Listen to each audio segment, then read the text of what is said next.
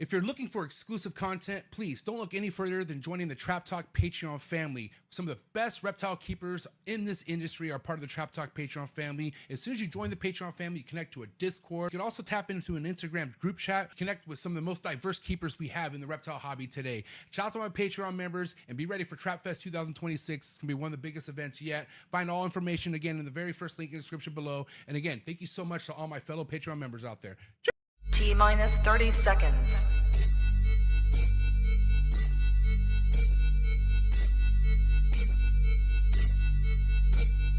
T-minus 20 seconds.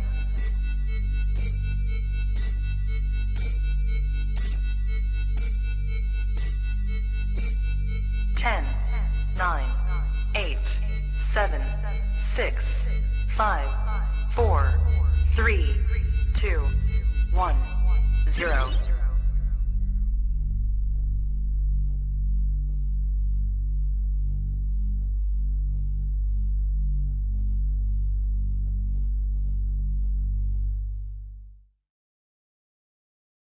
Trap Talk Reptile Network, coolest reptile network in the world. Welcome to episode 802, New Breed on the Block recap episode. Suge Knight, aka Theo Ultramel, Morphinary Arts in the building.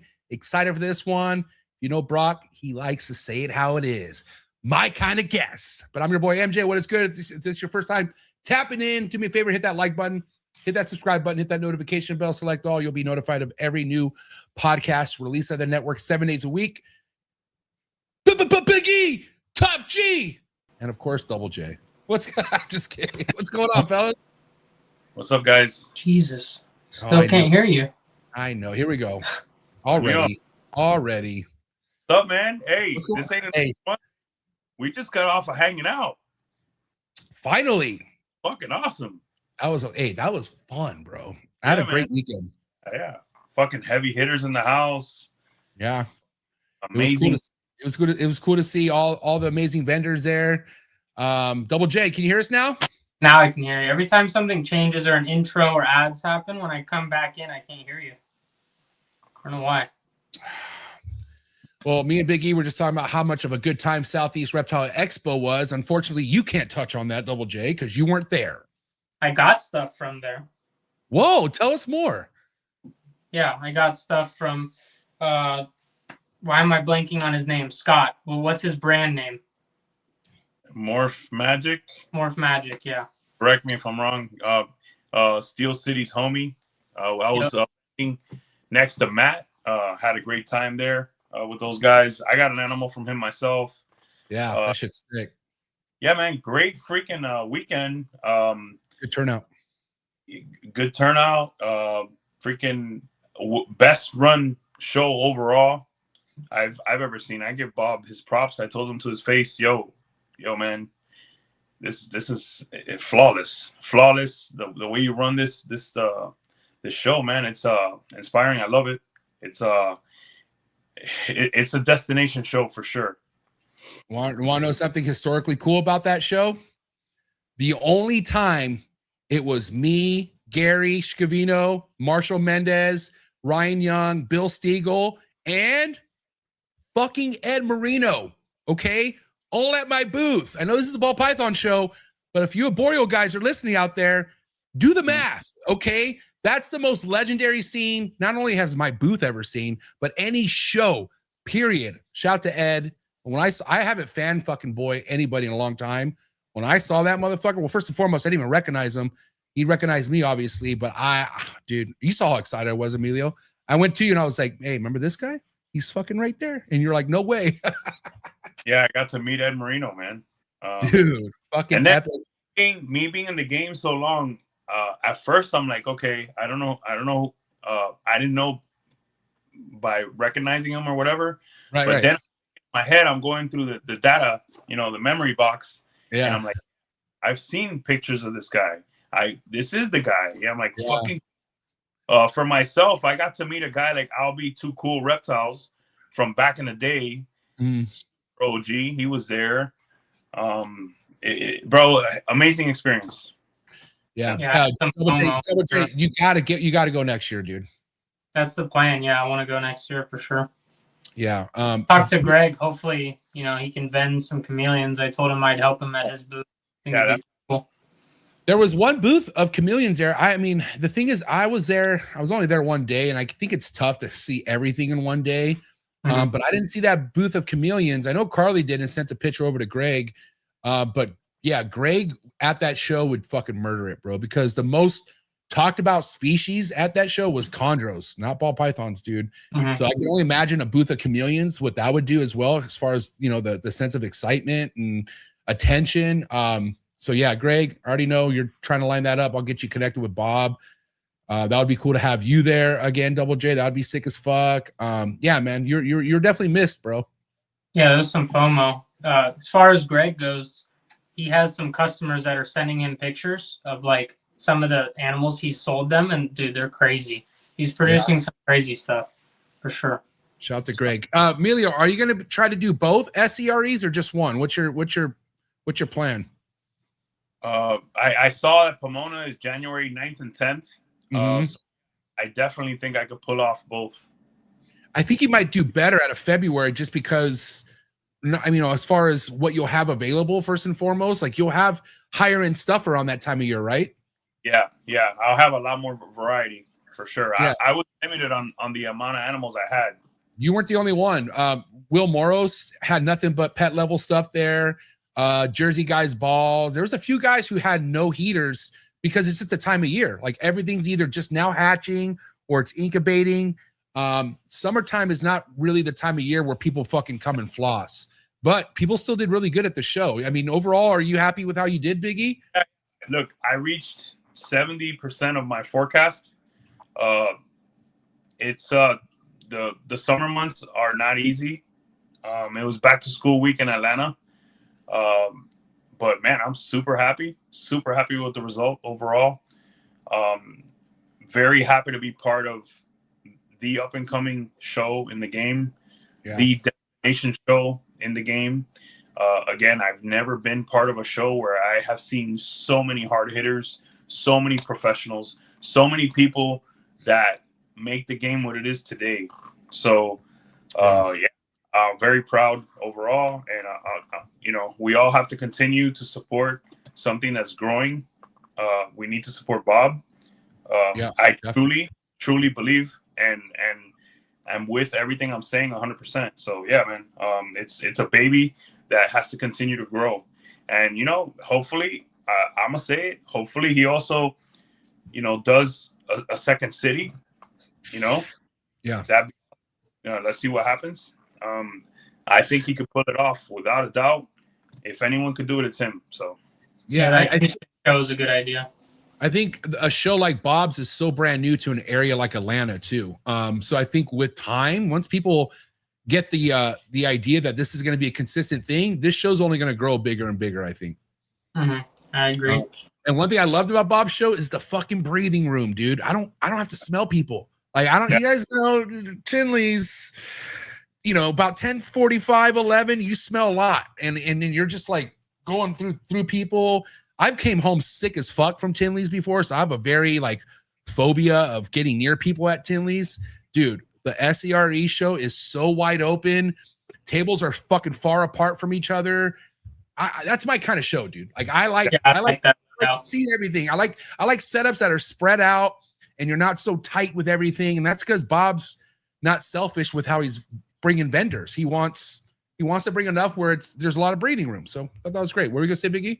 What I'm gonna say is what he's giving everyone out there is he's showing you exactly what the game is. That was an honest representation of the best of the game.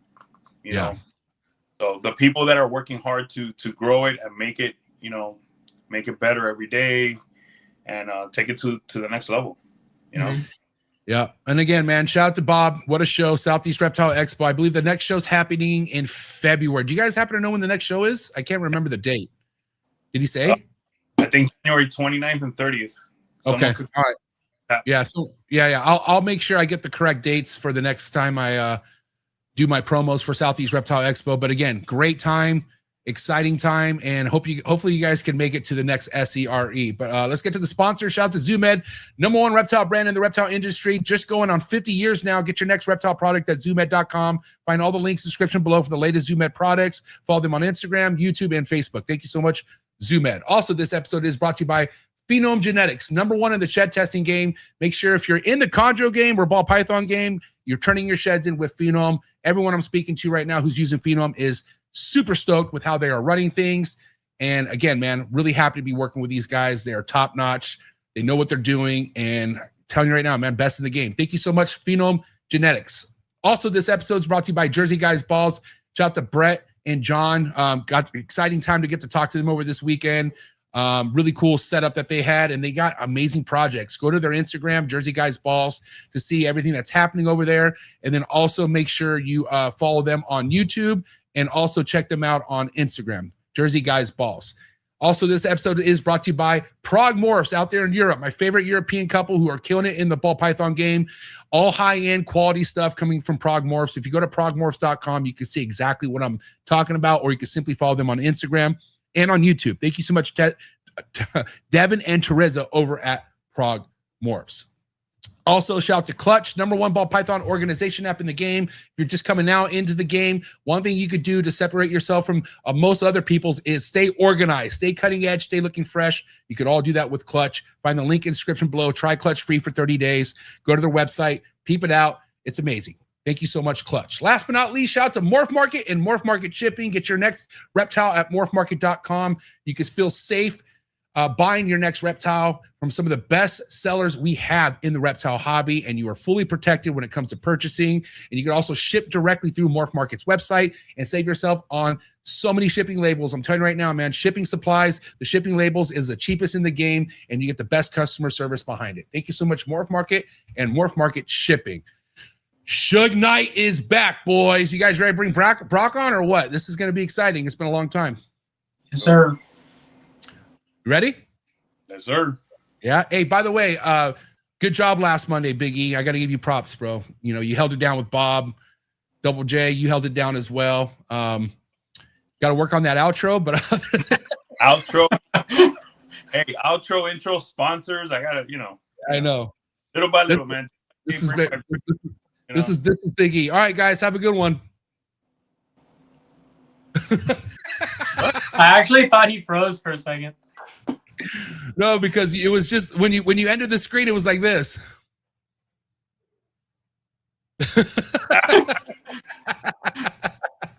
I'm just messing with you. All right, guys, you're in for a treat. Morphinary Arts is in the background, and he's about to go drop it like it's hot right now. So, guys, do me a favor. Do what you got to do to get your mind right, and do what you got to do to stay hydrated. This is episode 802. Morphinary Arts, the recap episode coming at you right now. Let's go. Cheers.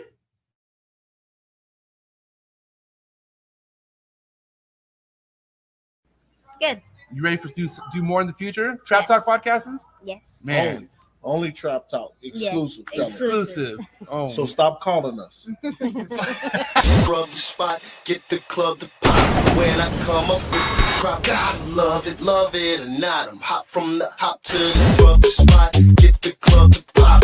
When I come up with the rub the spot, get the club to pop. When I come up with the rub the spot, get the club to pop. When I come up with the rub the spot, get the club to pop. When I come up with everybody, we do it. Everybody, we do it.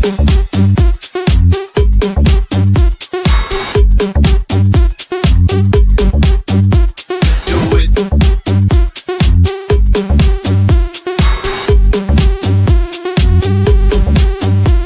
Do it.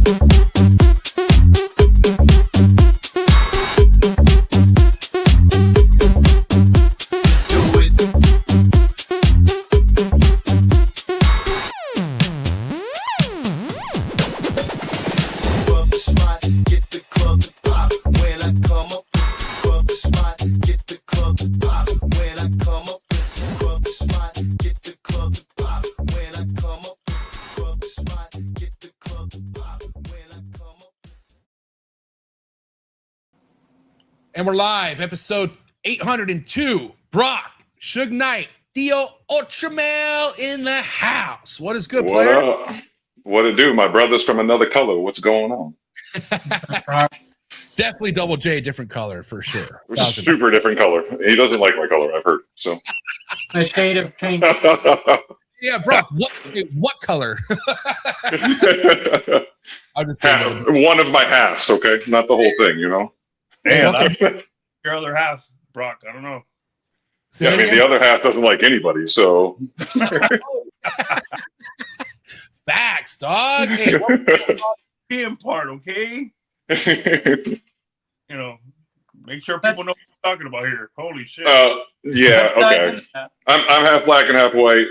My father's side is Haitian, and my mother is an immigrant German of Nazi descendancy. So I'm a big mess, but it's America. God bless. You know, it balances. You're good. You know, God bless. Yeah. It'll buff out. Hey, it's a pleasure having you back on. It's been too long. I think every time I've invited you on, you know, work's been busy, dude. Every time I hit you up, yeah, work, man. How you been though? Everything's great, man. Kids are good. Work's good. You know, when was I on last time? It's been a long time. It's been like a year, maybe. Yeah, I don't remember if I had made my career change yet. Then at that point, like my super career change, and out of food at that point. So, yeah. But yeah, everything's great, man. So, little complaints. Miami is expensive and hot, but that's about it, you know. Yeah. Can you remind me where you're from originally, Brock? I was born in California, grew up in Colorado, and then I moved kind of around. I was Florida, Chicago, Louisiana, and then DC for 8 years before moving back down to Florida in 2016, and I've been here since then. What made you move back to Florida? No snow. I'm allergic to winter. Fucking snow is awful. Yeah. I don't know why in 2026, like when we have the internet, people still choose to live where it fucking snows. You guys are fucking masochists. I don't get it. I love the beach. I love saltwater fishing. So yeah, this is just and I love toxic Latinas. So Miami is the capital. I would say San Diego is the second capital when it comes to that. So I got to go visit San Diego. Then. Let me see what's on the menu. Stay where you're at. Brock would leave Trap Fest and just disappear. You'd be in Hong Kong and Tijuana for sure. HK would fucking welcome with the red. Yeah, so Brock, you know, obviously, you know, and I gotta tell you, bro, I rather do humidity and heat over the snow all day, every day. Dude, my last winter in DC, it was like we had like a 28-inch storm or something like that. Like the snow. I have like pictures. I had an Evo at the time, right? And the motherfucker's buried in snow. And like I was out there for 2 days, multiple hours trying to dig it out so I could get to work. And I was like, I'm never doing this shit again. Like this is terrible.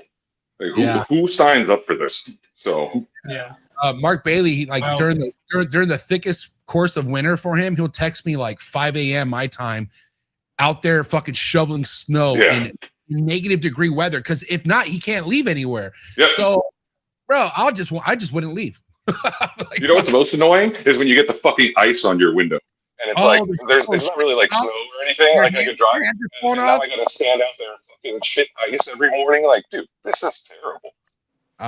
Yeah, I can't, dude. I can't. But anyways, no, you have to do it. So what's new, bro? Let's talk your collection. You know, obviously, I hear two different stories. People are either dialing it way the fuck down, or some people are dialing it up. Where you at? I am, strangely enough, you know, like if you know in the chats with me, like I'll be pretty honest about like where the market is and all that stuff, but like I'm doing well. So like I'm actually in a place where if I had the ability to expand more, I would expand a little bit. I'm space capped, just where I live right now. So hoping to fix that next year. But like I shifted around. I think last time we talked, I was kind of in the process of shifting around a little bit of what I was doing and kind of being more focused on like project animals. I went down to more just Ultramel and DG Clown because that's what I like, and that was my thing. So I got into Dreamsicle. I saw this ahead of time and got rid of all my single gene clown stuff, the majority of it that I couldn't put into Ultramill still. And thank God I did. Like I saw I saw an animal, I saw a mahogany fire clown. That was ready to breed. I sold her for 600. I saw her go for 130 on auction 8 months later. Like this is I feel like I pre-saw that though. In this market, you lose when you sell stuff sometimes. It's better to just keep it and breed it, like in certain situations. I mean, sure, but then you're also making a bunch of animals that are only going to go for $100 on auction too. It's like like a single gene clown is a rough world right now. Yeah. I'm proud of pre-seeing that and selling all my stuff last year. But yeah, it's the chameleons I expanded a little bit. You know, from every time I've been on here, the chameleons. I'm on it. Let him talk. Biggie, Brock, I'm going to tell you right now. You know, I tell people this all the time. Get rid of your fucking Bluetooth, okay? Because the sound is terrible right now. So it's not good. No, okay. So give me hold on. Exit out. Take your Bluetooth out, but turn your Bluetooth off and then come back in. Okay. All right. Thank you. Fucking dude. I mean, you think people would learn their lesson by now with fucking Bluetooth headsets? Leave that shit alone, dude. I told Justin, I don't know how many times he just wouldn't listen. And then finally he went back to listen to an episode and he's like, MJ, why didn't you tell me my audio was that bad? I was like, really, Justin? I tell you to kick those fucking AirPods so many times because it sounds like you're eating ice. Like, and it's like, dude. I think on the last one he had AirPods in too. Yeah, that was the episode. Yeah. He told me, like, why didn't you tell me my audio so bad? I'm like, oh, really, Justin? Really? Fucking AirPods. What'd you say, Biggie? Miguel also loves the AirPods. Whatever. What are you gonna do, bro? Yeah. Anyways, he'll come back in. But yeah, you know, kind of going to the point you guys were making. I mean, there's two different ways you could butcher your projects. Selling something as low as possible because you just need the money, or taking it to fucking auction. I'll tell you that right now. Yeah. Bro, you hear us? Is it better now? Way better. Oh, yeah. Fucking great. Fucking great. No, but continue what you were saying. I'm sorry, Brock. Yeah, so I mean, expanded chameleons a little bit. Like you knew from our previous talks that chameleons has been a rough journey for me, but I fucking love them. We're finally seeing success. I've had my last 5 clutches. I didn't kill a female. No one got egg bound, so that's been a success. The first clutch is hatching out right now. Cool. 2 babies are out. Everything still looks good. So you know. Brock, what was the pairing for that? Hold on, Double J. Brock, don't you appreciate a project that keeps you grounded like chameleons? Yeah. You know what I mean? Like something that's not a fucking rollout, easy thing to do. Like you gotta admit the struggle you've been going through with chameleons. I mean, I learned. I've killed a bunch of animals. I killed a bunch of babies. It has been a journey, and it has taught me a lot. And now this year, when we come out with the success that I intend to come out with, it's going to be sweet, and it's going to be worth it. You know, I've had people in my damn DMs for 2 years talking about let me get a male because my male was really nice, and then the new male that I made, one of the only 3 animals I successfully got up. Like he's crazy and it's super deep blurple bars. Even Greg likes him. You know, me and Greg are going to do a trade on a couple babies so we can both mix our bloodlines up. But like, people want the shit, so I can finally now let's knock on wood. Let's keep it. Let's keep it that positive. clutch you just did. What was the pairing? Was it like red bar envelope? Like what? No. It's Mbanjas. So it's a blurple bar like classic Mbanja to a blue Mbanja. That's like peacock line from Highlighter. So it should come out. It should come out like some like deep bars. Like the boy I already was making. The boy I made that I already kept is like super deep blurple bars. But like now it should be like at the next level, coming to a blue with the blue Mbanja female line. So we're hopeful. Cool. Yeah. Do you work any of the like the nosy bee, like the blue stuff? No, I'm space constricted, so I got room for like 5 adult cages. So it's all Mbanja stuff. And just seeing how most people that work it end up going like the full blue, like blueberry looking ones, right? Yeah, I like those. But I liked the classic Mbanja look, which has the red tones and then just the super deep blurple bars with kind of like that light blue turquoise base color. that's just where I prefer it. So it's just working on the intensity of that and seeing how clean I can get it. How much bar coverage can I get on it? So. Hey, Yeah, Brock. they're cool for sure. Hey, Brock, I have a question. What happens to the turdy sunset looking ones? All the females. They go. I mean, mine is like 3 months. I have a pet shop that takes them on wholesale for a good price. So any males not showing color, and the majority of the females go to the pet shop at that point. And then the males with color, I grow up for another 3 months or so, and then they'll get priced accordingly on how good they are. And then I keep a couple like pet people don't want females, so I keep a couple females in case somebody wants to breed them, and then needs a female, wants to get a couple, and then worst case, like females have a much shorter lifespan than males. Like you're getting 2 to 3 years out of them when they're breeding.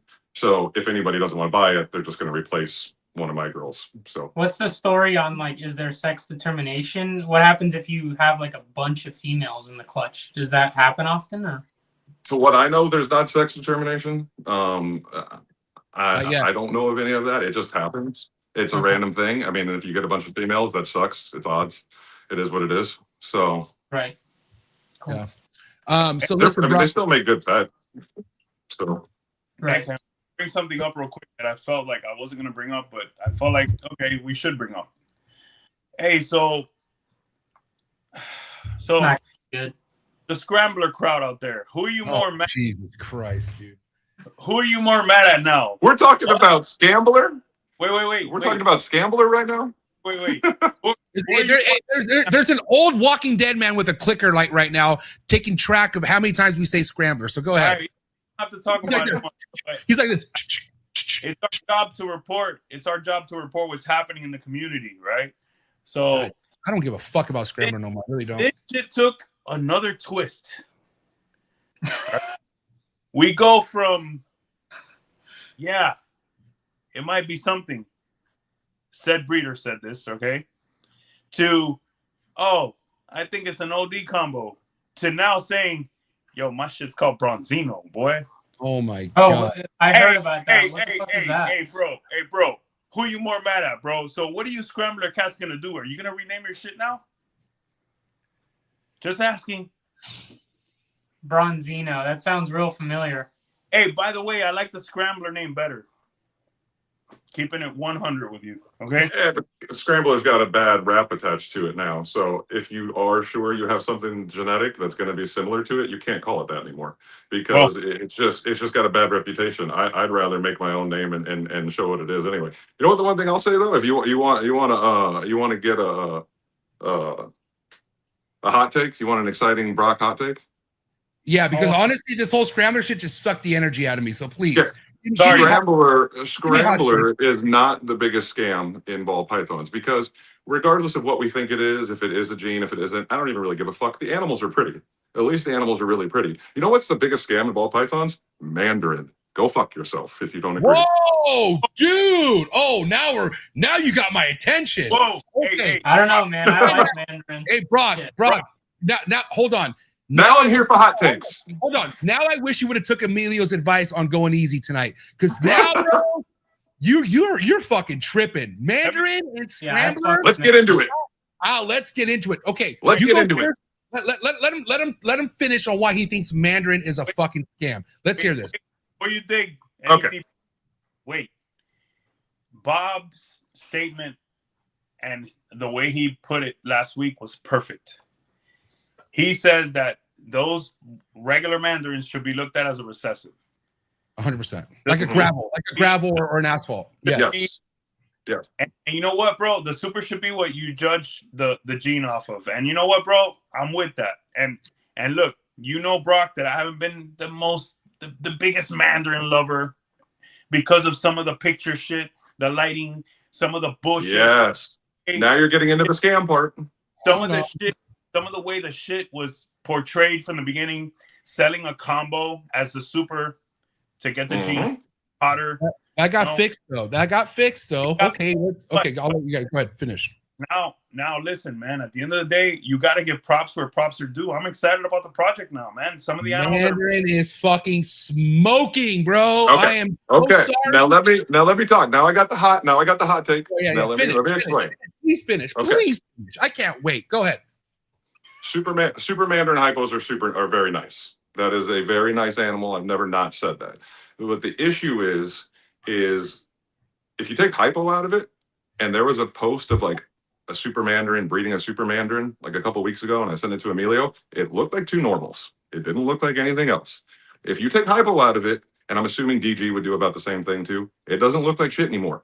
There was a mandarin ultra. I have my search brings up every ultramel and head ultramel that ever gets posted. There was a mandarin head ultramel that came up. It looks like a normal. It doesn't look like anything. And then you got to go back, and then I put this in chat like a week ago or so, like that. Where we all got fooled was 2022 to 2023.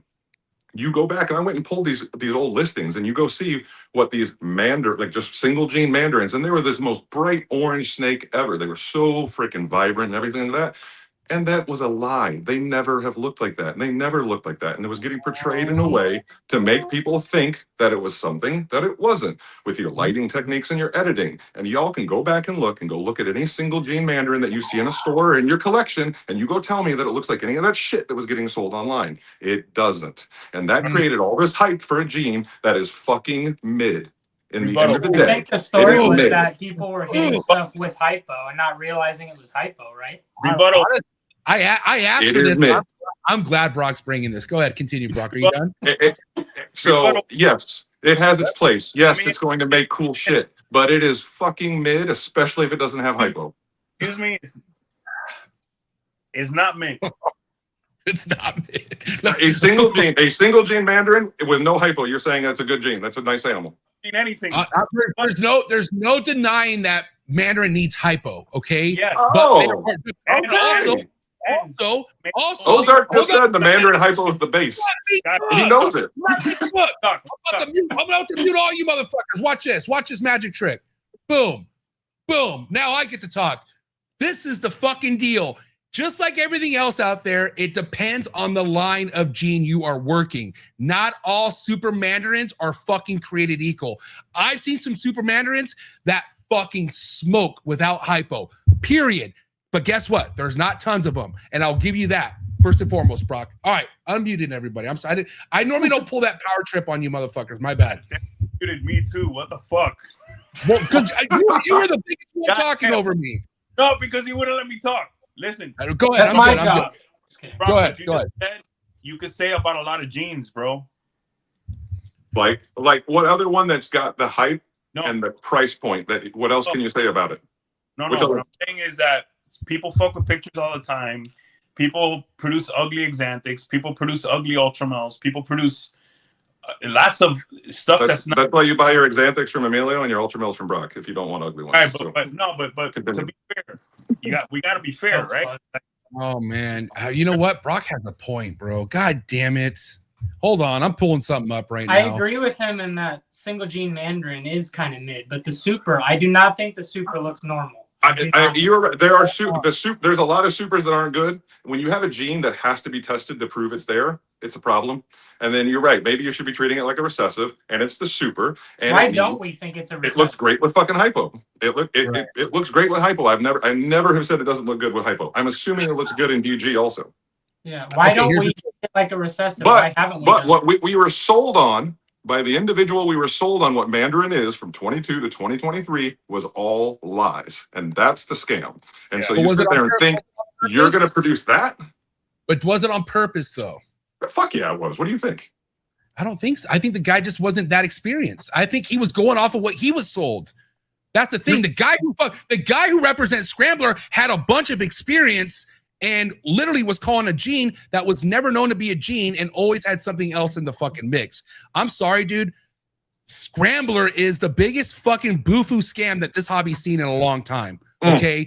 Mandarin, I get your point because here's the thing. I went to go look at somebody. I'm not gonna say names. You know who it is. We can connect the dots right now. I went to go see who has the best stuff out there.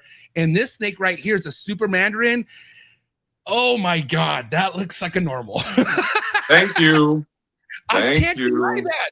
but I've seen way better than this. I just I want don't to know say if first, it looks normal hey, though. guys, It looks it like doesn't- something's going on. It doesn't. Bro, Yeah, listen, go back, go look at my post. I posted it. Go look at my triple het Sunset Ultra Male clown. It's just fucking het influence. It is more Mandarin than any Mandarin that has ever been produced. Even the ones that are fucking enhanced with lighting and pictures. It still looks more Mandarin than any of those do. So no, you cannot sell me that that's a good gene. That's it's a workable project. That's not a great super at all, but it doesn't look normal to me. But it's a super, and that's the problem. not So a great- if it's that inconsistent, If you're gonna ask 5K for that snake, that looks normal to me. I'm sorry. thank you, MJ. Absolutely. But again, there's tons of fucked up examples that are being tried that are tried to be sold every day as high-end shit or great shit, and it's not. So Yep. Yeah. 100%. No, listen, good take. At first you had me, Brock, but now I'm reading between the lines now. And It was a rage bait comment because great. that's when you clip it, someone's gonna want to watch now.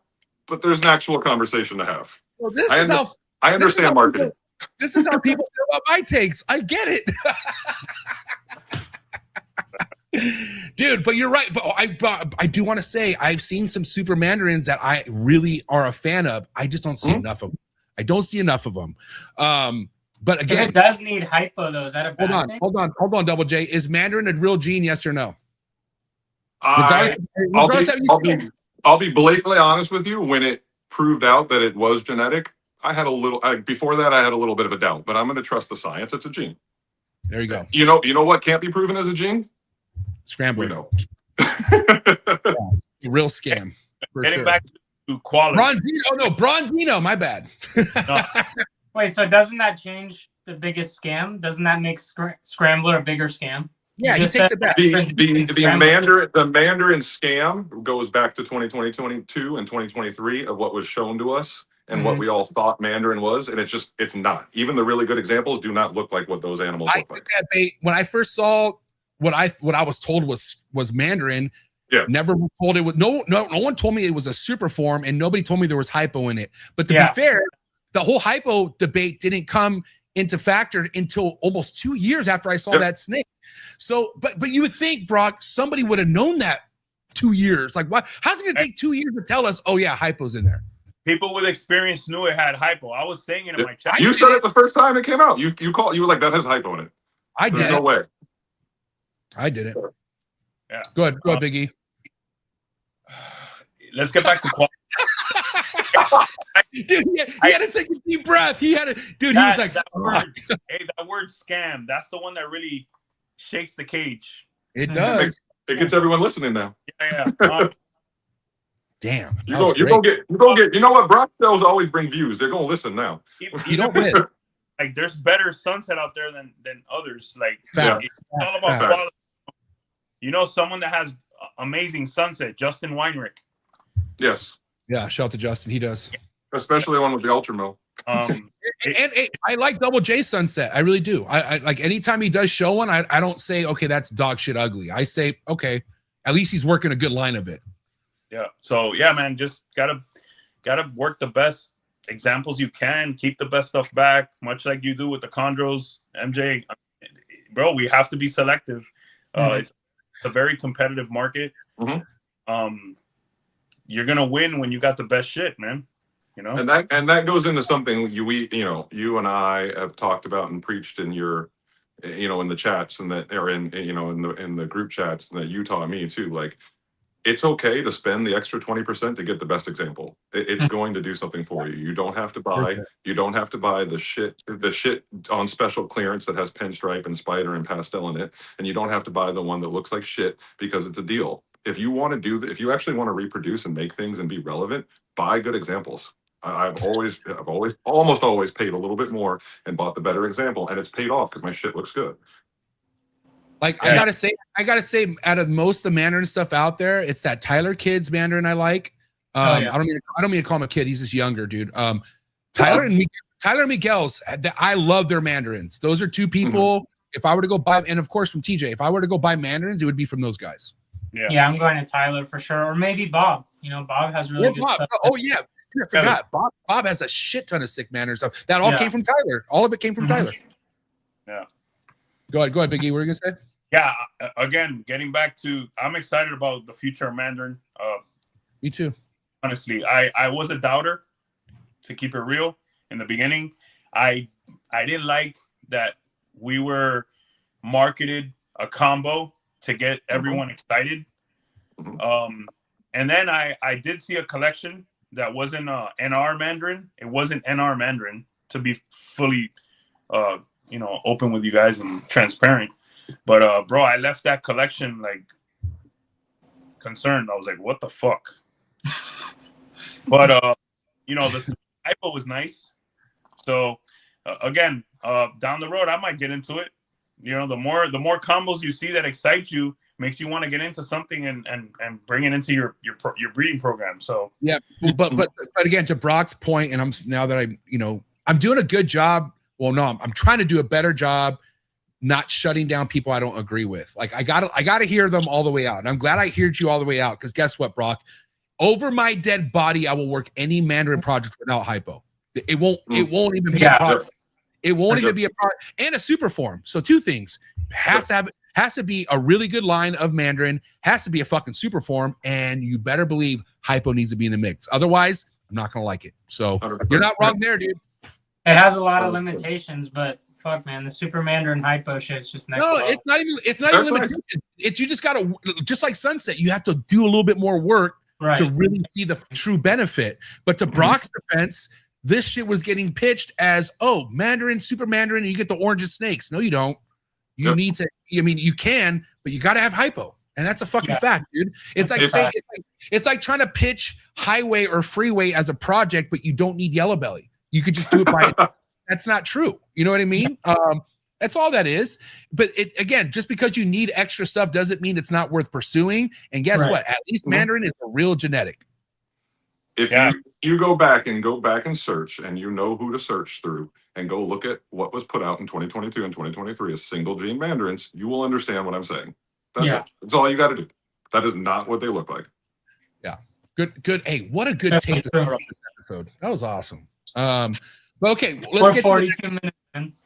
Yeah, let's. Hey, you know what else is funny? You know what else is funny though? Whenever you and I'm not shy about expressing opinions. I haven't been since I started the chair, right?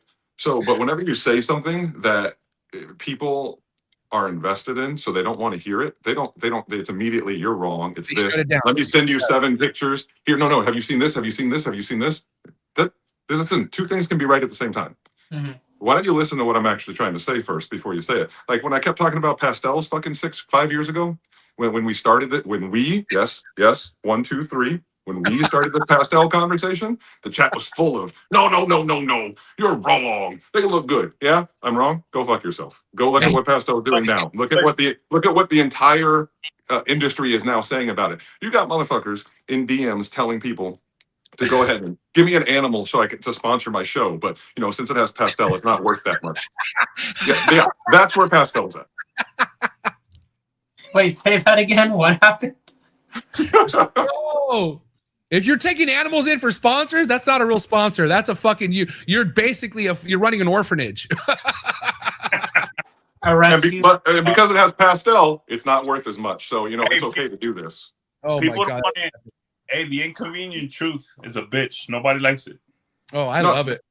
Nobody, and you know what the thing is too? Like you would say, like, oh, Brock, you shouldn't say these things, right? Because you're gonna alienate people that want to buy from you. None of these motherfuckers buy from me anyway. It doesn't really matter. I say whatever the fuck I want to. Yeah, you know where I sell my shit to? You have the right to express whatever. I've sold 160 animals. I made 168 animals. I kept 24 of them, so I sold 144 animals. I got 4 left. 140 animals. I didn't know one of the people that bought one of them damn snakes. I sold 80 of them at shows. I sold 60 of them on MORPHMARKET. I think 2 of those people I actually knew who bought them from me. That's it. Everybody else is just buying them. So you know what? If it hurts your fucking feelings what I said, sorry. At least I'm telling the truth and being honest, not lying to you, so that you put your entire life savings into a high-end collection that you now can't sell because the market's crashed in 2026. Good luck. And if you believe in it that much, no matter what anyone says, shouldn't bother you. It shouldn't bother you. You should just prove us wrong. That's all you have to do. Is let your work do the job. I will be the first to come out and say, "Oh shit, you're right. That's good. Yes, dude, you got me." And you know what? How many other people could own up their mistakes or that they're wrong? I'll wait. Hey, No, you those just don't hear about them no more. They fucking fizzle away. Egos are a motherfucker. It's Yeah. tough. those takes helped the market, helped everyone. Those Yeah. takes fucking helped people. It hurts in the beginning when Mhm. you tell someone the truth, they don't want to fucking hear it, bro. Hey, Nobody Hey. has saved people more money from Scrambler than us here on this fucking screen. Okay, we have saved people so much fucking money just by speaking the fucking truth, dude. All right, so go ahead, Biggie. I didn't mean to cut you off. I'm sorry. tell you you're a fucking fat ass. hey, hey, it's because you need to lose weight, bro. You're gonna feel better, bro. And guess what? That guy that got pissed when I called him a fat ass, he's skinny, he's buff. Okay, he's Hit a up guy- Greg. Hit up Greg at GVL. Get on his plan. You know, plug my boy Greg. There you go. Hey, You good? Emilio, Oh, bro, man. thank you, bro. Thank you, dog. Like you had the balls to tell me that shit. Damn, You know? how'd this go? How did this go from fake gene shaming to fat shaming? This is crazy. And it leads back into the new It's genes. not What about the fat-shaming. villain? Not fat shaming, bro. It's unhealthy. So if you get healthy, it's healthy for you not to have 35% of your collection be pastel. Mhm. Yeah, It's not healthy. Yeah. You know what the thing is? Like, if you remember, like 3 years ago, like people kept talking about, you know, oh, when people get out, we're going to be a lot better. When people get out, we're going to get better. The more people that get out, we're going to get better. That is the opposite of what's actually true. And so when we're sitting here trying to give advice to keep people in the game, to keep them engaged, to keep money in their pocket, to help them continue to be a part of this game, because you got to understand, like, what are we down to? Like 2,500 breeders on MORPHMARKET from the peak of like 5,000 at one point, ball python breeders, right? So when you're looking at, that's pretty much the only people that are going to buy a high-end snake. You're not selling $1,000 snakes to the average person, to the pet person, to the new person in the game. It's just not where we're at. We need every one of those breeders in the game. And we need every one of those breeders in the game that are here. I want to save as many people from leaving as possible. The only way you're ever, like, who the hell else is going to buy that shit? So, Yeah. yes, I sold a $1,400 snake as a pet this year. I sold a $1,000 snake as a pet this year. Yes, it happens. But it is not consistently what you're going to do with those high-end pets. They're exceptions. Yes. So okay, you know, you already brought it up. That's what I want to talk to you about, Brock. You know, we've talked about the pastel thing years back. We talked about how many ball pythons are available on MORPHMARKET, which was close to 50,000 at the time you were on, that's basically cut in half. So what are some of the good things and then bad things you still see happening in the hobby as of right now in 2026? I think good things, people in general, from what I can tell, have reduced production. I think we've gotten out of that, just produce everything you can. I think they've focused more on what they're producing. They have been more deliberate. You know, in 2021, 2022, you were told to just pair any two snakes you have because the animal's going to sell itself and there's so much demand. And there was, until we hit 67,000 peak ball pythons in November of 2022. And there was no way to work through that back inventory. And I think we see better stuff too because of that. Yes, correct. Yeah. And people are being more selective with what they're breeding. You're being able to go, I think this is a kind of a rough one because it depends on when you invested, but you're getting some of those really nice animals are more accessible to the general people now, and they're more accessible to everyone. Projects are more accessible. Like when I paid fucking $4,000 for a double head DG clown when I got in because that's how much that shit was then. And now you can buy a visual DG clown for $300. You know how many more people? And you know that's a stunning animal. That's still for wild. me. That's still like. That, you know, as much as I love Ultramel, like a DG clown for me is like the animal still. Like that's the one that's just like, oh, fucking amazing, and makes me like, you know, take a step back every time, right? Yeah, and correct. Now that animal is accessible to so many more people, and that gives us a better chance of bringing other people in. You know what I mean? Because before you were trying to bring somebody in, telling them to buy $4,000 double heads to produce this $12,000 snake. Now I can tell you buy this $300 snake. And then buy this $200 visual het with a really nice cogom, and you can make this really cool snake in the future. And you're not risking losing your ass anymore. I think with that, I don't think it's getting taken advantage of enough by the people in general because everyone just wants to bitch that the prices are down and that they can't sell the snake because they don't understand what a hustle is. But those are all things that are contributing to what is still a healthy market. No one can tell me that the market's dead. No one can tell me that we're in an unhealthy market. Yes, economically, I talked about it today, you can say the market has crashed from what its peak was and how far it's gone down. It is not a dead market. if you're making the right stuff, if you're still continuing to market yourself properly, you understand the hustle. You're not lazy. You're not sitting on the couch just assuming putting something on MORPHMARKET with a shitty picture with fucking shit in the site in the substrate and this terrible lighting, like half of you still do, and you understand how to research the fucking market at all. Like I see. You have animals on there that are a much better example than yours, priced for half of yours, but then you post it up for double what mine is because you don't understand how to do any fucking research on what the market is, and then you say the market's dead. No, you are a part of the problem. I don't know how do you consider a dead market when the new people coming in outweigh the people getting out a lot by a ton. It can't be. Yeah, but again, it's like, who's saying it's a dead market? Shall we look into these people? Oh, no wonder they're saying it's a dead market. It's dead to them because they're fucking dead in a sense. You know what I mean? Because they're sitting at a table if they're at a show with a poo-poo look on their face because they're too far in and they don't know how to get out and they can't recover and they're not making a sale because everything on their table is a brown clown or with some type of head in it, and they're like, oh man, this market fucking sucks. Maybe you should have planned a little bit better. Maybe you should have been in the V unit or in the trap, and you could have learned a little bit more. Yeah, don't approach people coming to your table wondering, are you friends with MJ? Hey, bro, there's people that because it is known, and I've said, I've gone on shows where I know maybe they're not MJ fans, and I still praise you every fucking time I'm on there because that you were my first one. Like you were my first boy in this game. You were the first one that gave me help and advice and helped me. And I've made myself, I would say, a decent name within the industry circle, and that's on the back of you, Dan, and Emilio. Without you three, I would have never been able to did all the legwork, bro. You did all the work. You know what I mean? You didn't just sit back and fucking just hope to come on Trap Talk. You earned every right to come on this show every single time, dude. And that's why I get excited to bring you on, because you get to talk about your progress, your how you evolved, and I'm super proud of you, dude. Thank you, man. Thank you. Let me real quick to piggyback on what you said, Brock. And we talked about this earlier today after my nap. Coming back from Siri. Look, guys, we're all having to work harder. And this isn't just our industry. It's most of the world's working harder every day to make it, man. Definitely. We have to do more, and some people aren't willing to do that. Those people aren't we've been saying it for a few years, they're not gonna make it. We have to go the extra mile for our customer. We have to go the extra mile to keep our business, to grow our business, to keep building on our sales. A lot of guys are negative because they're doing the same things. They are not adjusting. They aren't paying attention, to what's happening out there. You have to do more. It's that simple. Yeah. But that goes with anything in life. Like you had a good point, Emilio. Everything in this world is feeling some sort of an effect due to the market or the economy, I should say. People don't realize how easy it is in this fucking market here.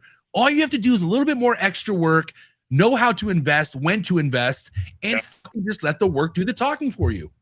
Yeah. You can't expect to get in the clearance section with a bunch of saturated jeans in 2026. Yeah, and sell out. Build something that lasts long term.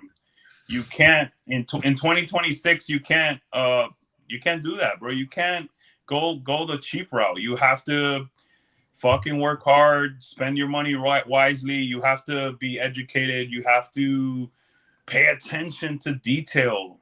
How people are moving. If this guy is having to auction animals, if this guy's having to do lives, it's for a reason. Okay? Just because you maybe put a bunch of money into the game, say, oh no, that's not, maybe it's nothing. Oh no, man, if you're seeing how people are moving and doing certain things that they have to do, it's because they have to do it. They have to pay bills. They have to get their sales increased for this month.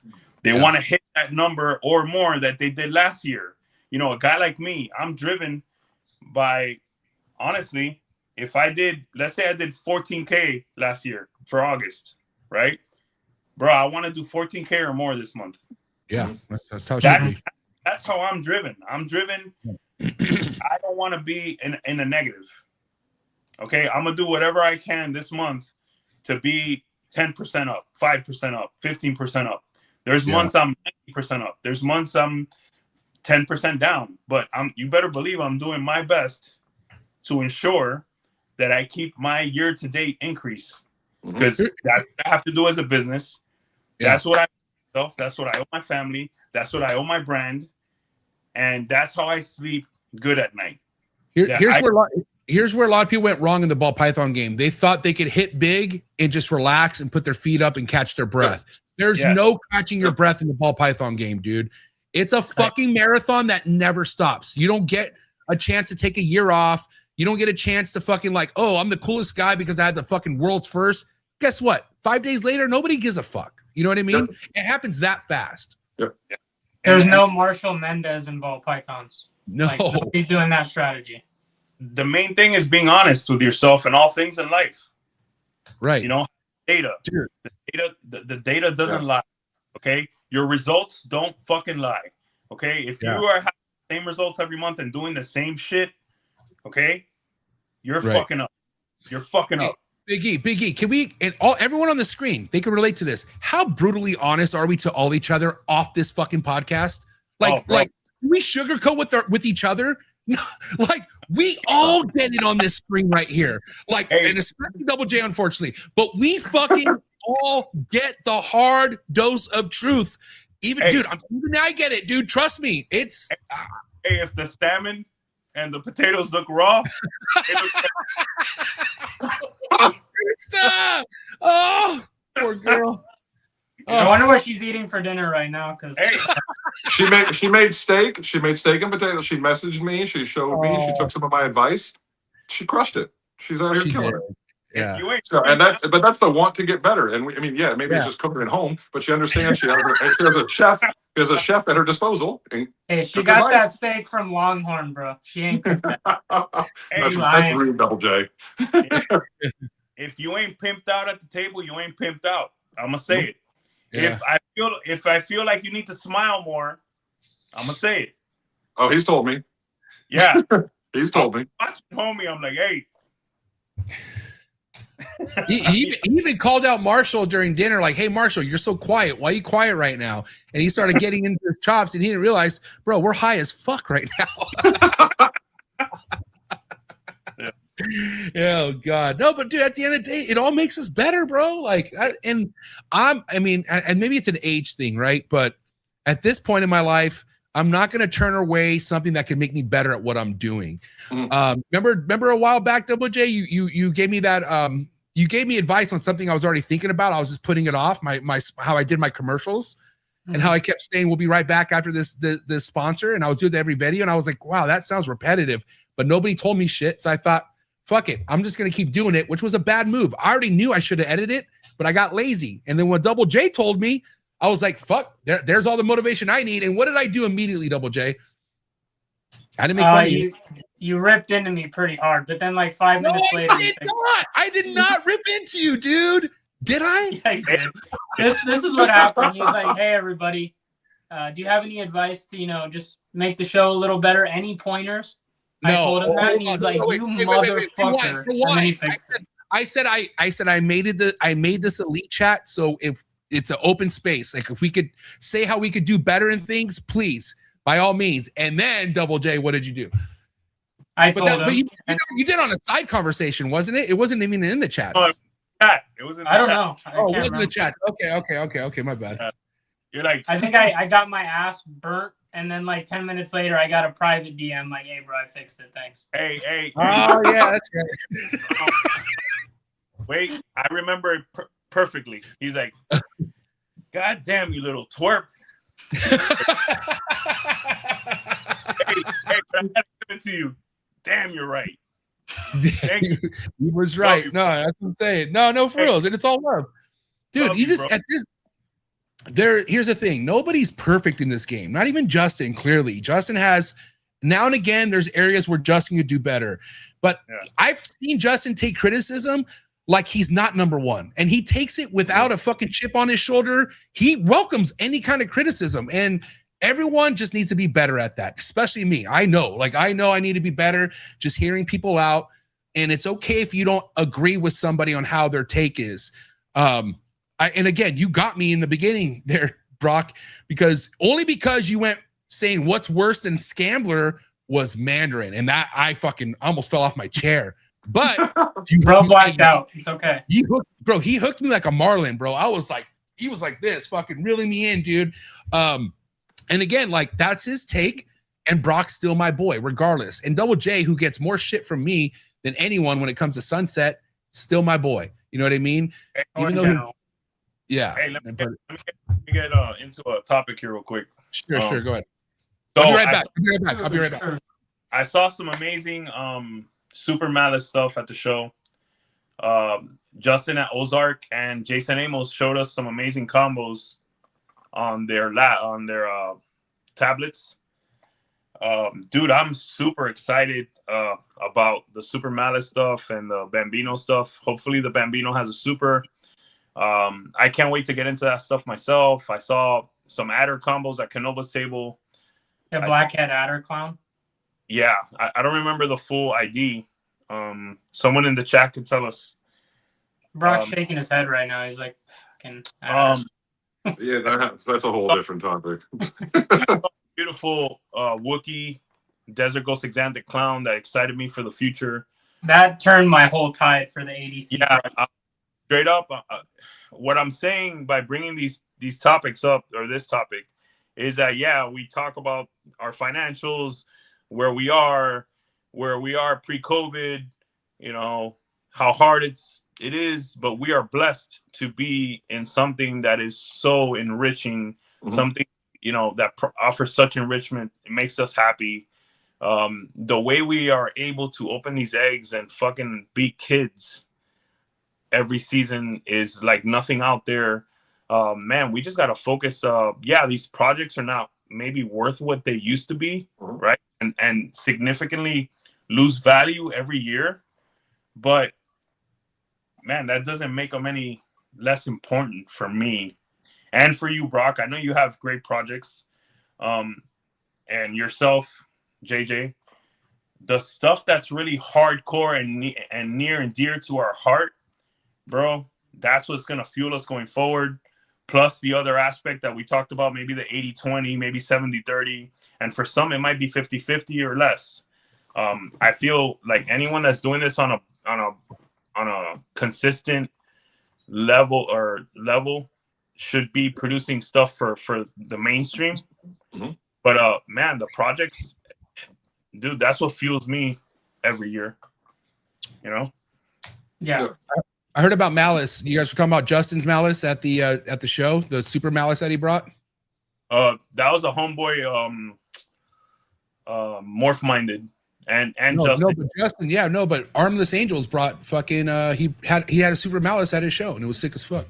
Yeah, that was the homies. He brought them, I think. Yeah. Those animals are amazing. I'm very excited about those. I'm very excited about the Bambino. Jason Amos gave us a great presentation with Justin at Ozark with some of the animals he hit with Chocolate and Hurricane. Dude, those animals are amazing. The only thing that I would bring up is that they always bring up the clown angle. For me, I know it's going to be great in clown, but I don't necessarily have to have it in clown. I love that super in itself. I'd add they have Hurricane in it, and Bambino. I'd add Black Pastel, for instance. I just want tricked out crazy ass patterns, and of course I'm gonna put it into clown, but not again we go the clown route because that gives the approval. It gives the project approval. Yes. That's what gives the project the clout that it needs, is when clown looks good in it. Right. But for me, I want to see it in puzzle. I want to see it not in pied, but I could do pied. Just maybe true ghost too. Hey, yes, as you know, for me, clown is not everything.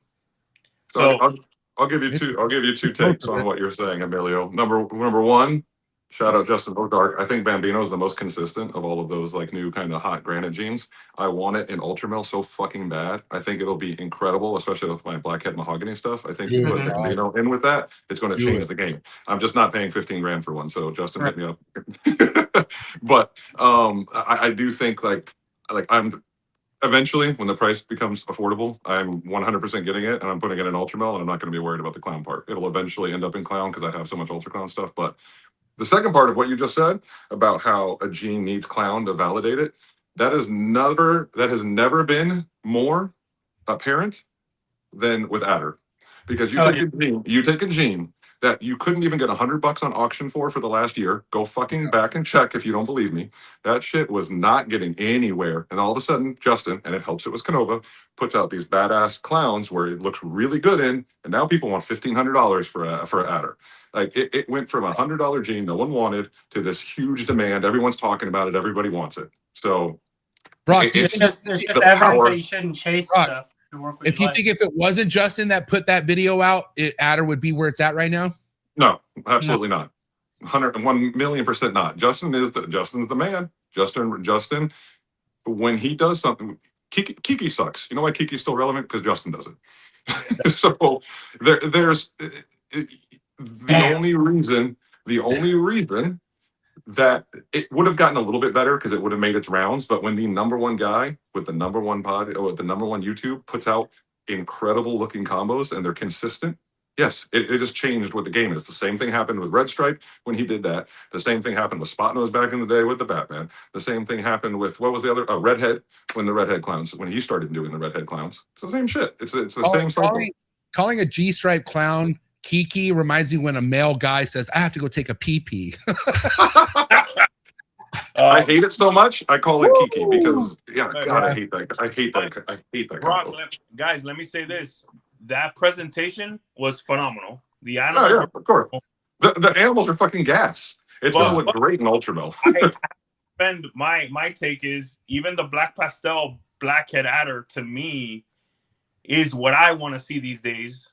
Just like with Ultra, it's going to be gas. It didn't have, so it impressed me even without clown. So that's the impact it had on me. Now I want to get it. You know, but the funny part is the GHI adders that were being sold over the last 5 years looked really good too. No one gave a fuck. No one gave a fuck. It's true. You remember when no one gave a fuck. Half the people on Instagram screaming about how they want Adder and how good it is had never fucking heard of the gene up until that video. So like, what do you think the biggest? There is an impact of Justin doing it and making amazing examples with it. He's not wrong. Hey, sorry, you want me to admit something on a podcast that people are gonna watch? Not if you're not gonna say the name. Ooh. Say the name. Say the name. I was offered. Hey, I was offered one for free in Daytona 2022, and I said no. Like as a sponsorship? So I could push it, I guess. A single gene? Like what was it? I wasn't impressed with it yet. I mean, I hadn't seen nothing. I have to be, look, guys, I have to be fully in to work something, and I don't take freebies. Yeah, I'm good. My buddy Brandon, Peace and Pets. It was probably like, I don't know, 8 months to a year ago. He was messaging me and telling me, oh man, this black adder, it's really good. It's going to look really good in Ultramel. I messaged him. I went and searched to make sure that I did it. I messaged him and I said, hey, no one give a fuck about no adder, bro. I could have got him for $100 back then. Oops. But again, what was the adder combo Justin showed? He showed like 3 or 4 that were amazing. Well, what was in the combo? Say the more. Thank you. Double J's. It was the clown. It's the clown. Yeah, 100%. If it passes the clown test.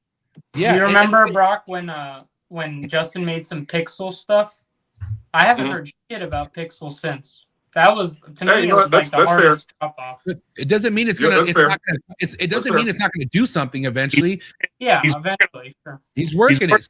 Same thing. You know what? I forgot where I heard this in the chats. Might have been viewing it, but somebody was trying to clown Mario. Bro, wait. I fucking love Mario, bro. Wait, I have a strong feeling that Mario is gonna do some insane shit. It's just not worked enough yet. I think that was Brock. I think Brock said something. Was that about you? It doesn't do shit for me. Why is it always me if someone's talking shit? It's not always me. No, it was, Hey, I think it was you though. I think it was you. I think JJ knows Mario does nothing for me, but I can tell you It does. this. It does nothing for me. I Either. saw, I fucking love a lot of Mario. Mario DG shit at Justin's. I thought it was sick. Yeah. Bro, he believes in Mario, and he believes in genetic. Hey, look, he believes in genetic striped clown. I mean, I don't. Anything that gives off a trait, and Mario has a signature mustache trait on all their animals, and I just think personally, and it's probably a subtle trait, but it's enough for me to think that's fucking cool. And again, I saw a lot of DG Mario stuff at Justin's two years ago, and again, haven't heard shit since. I know JQ's working some Mario shit. Hey, Yeah. shout out to JQ on his acid shit that he just showed, bro. Yeah, those are God, nice. man, that was sick as fuck, JQ. Shout out to Those the are homie, nice. dog. MJ Yo. forgot I work Mario too. Shit. My bad. Just like Bob said, we don't all gotta believe in the same shit. This game is huge. No. Yep. No.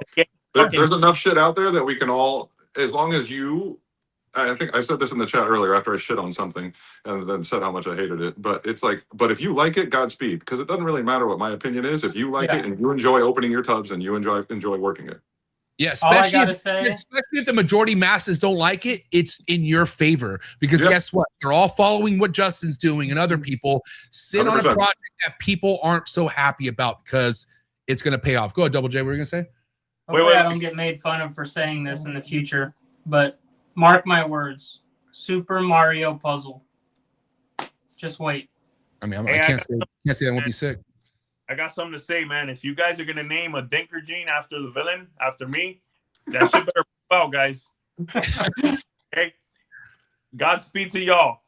Why? Nobody will care about it for like Is there a 5 villain years. gene out there? There's a villain gene. There's a Dinker named after the villain, Villarino Reptiles, Emilio Villarino. Yes. Who named it that? God's FNA balls. Good luck to you guys, man. It better prove out because It better slap. Emilio's proven. Hey, one thing that I'm the realest motherfucker out there, okay? No one can say, there's a fake thing about me. What's the expiration date on that being a proven gene? Because if it's not, they got to change the name and give that to somebody else. Yeah. If they offer it to you, Amelia, you better take it. Shit. Yeah, are they going to give you a free one? I have to message those guys and ask them for pictures. But, What if they want to give you a free one? Yeah. I don't know, bro. When Justin gets a hold of it one day for villain clowns, he's gonna have you in the vlog. That would be sick. Listen, one of the things we were chatting about in the chats, when to shit or get off the pot when it comes to your adults. What's been your process, Brock, when it comes to you letting go of adult proven breeders or maybe adults that you just don't see that fit your projects? Like, how are you implementing space in your collection for adults you're not using?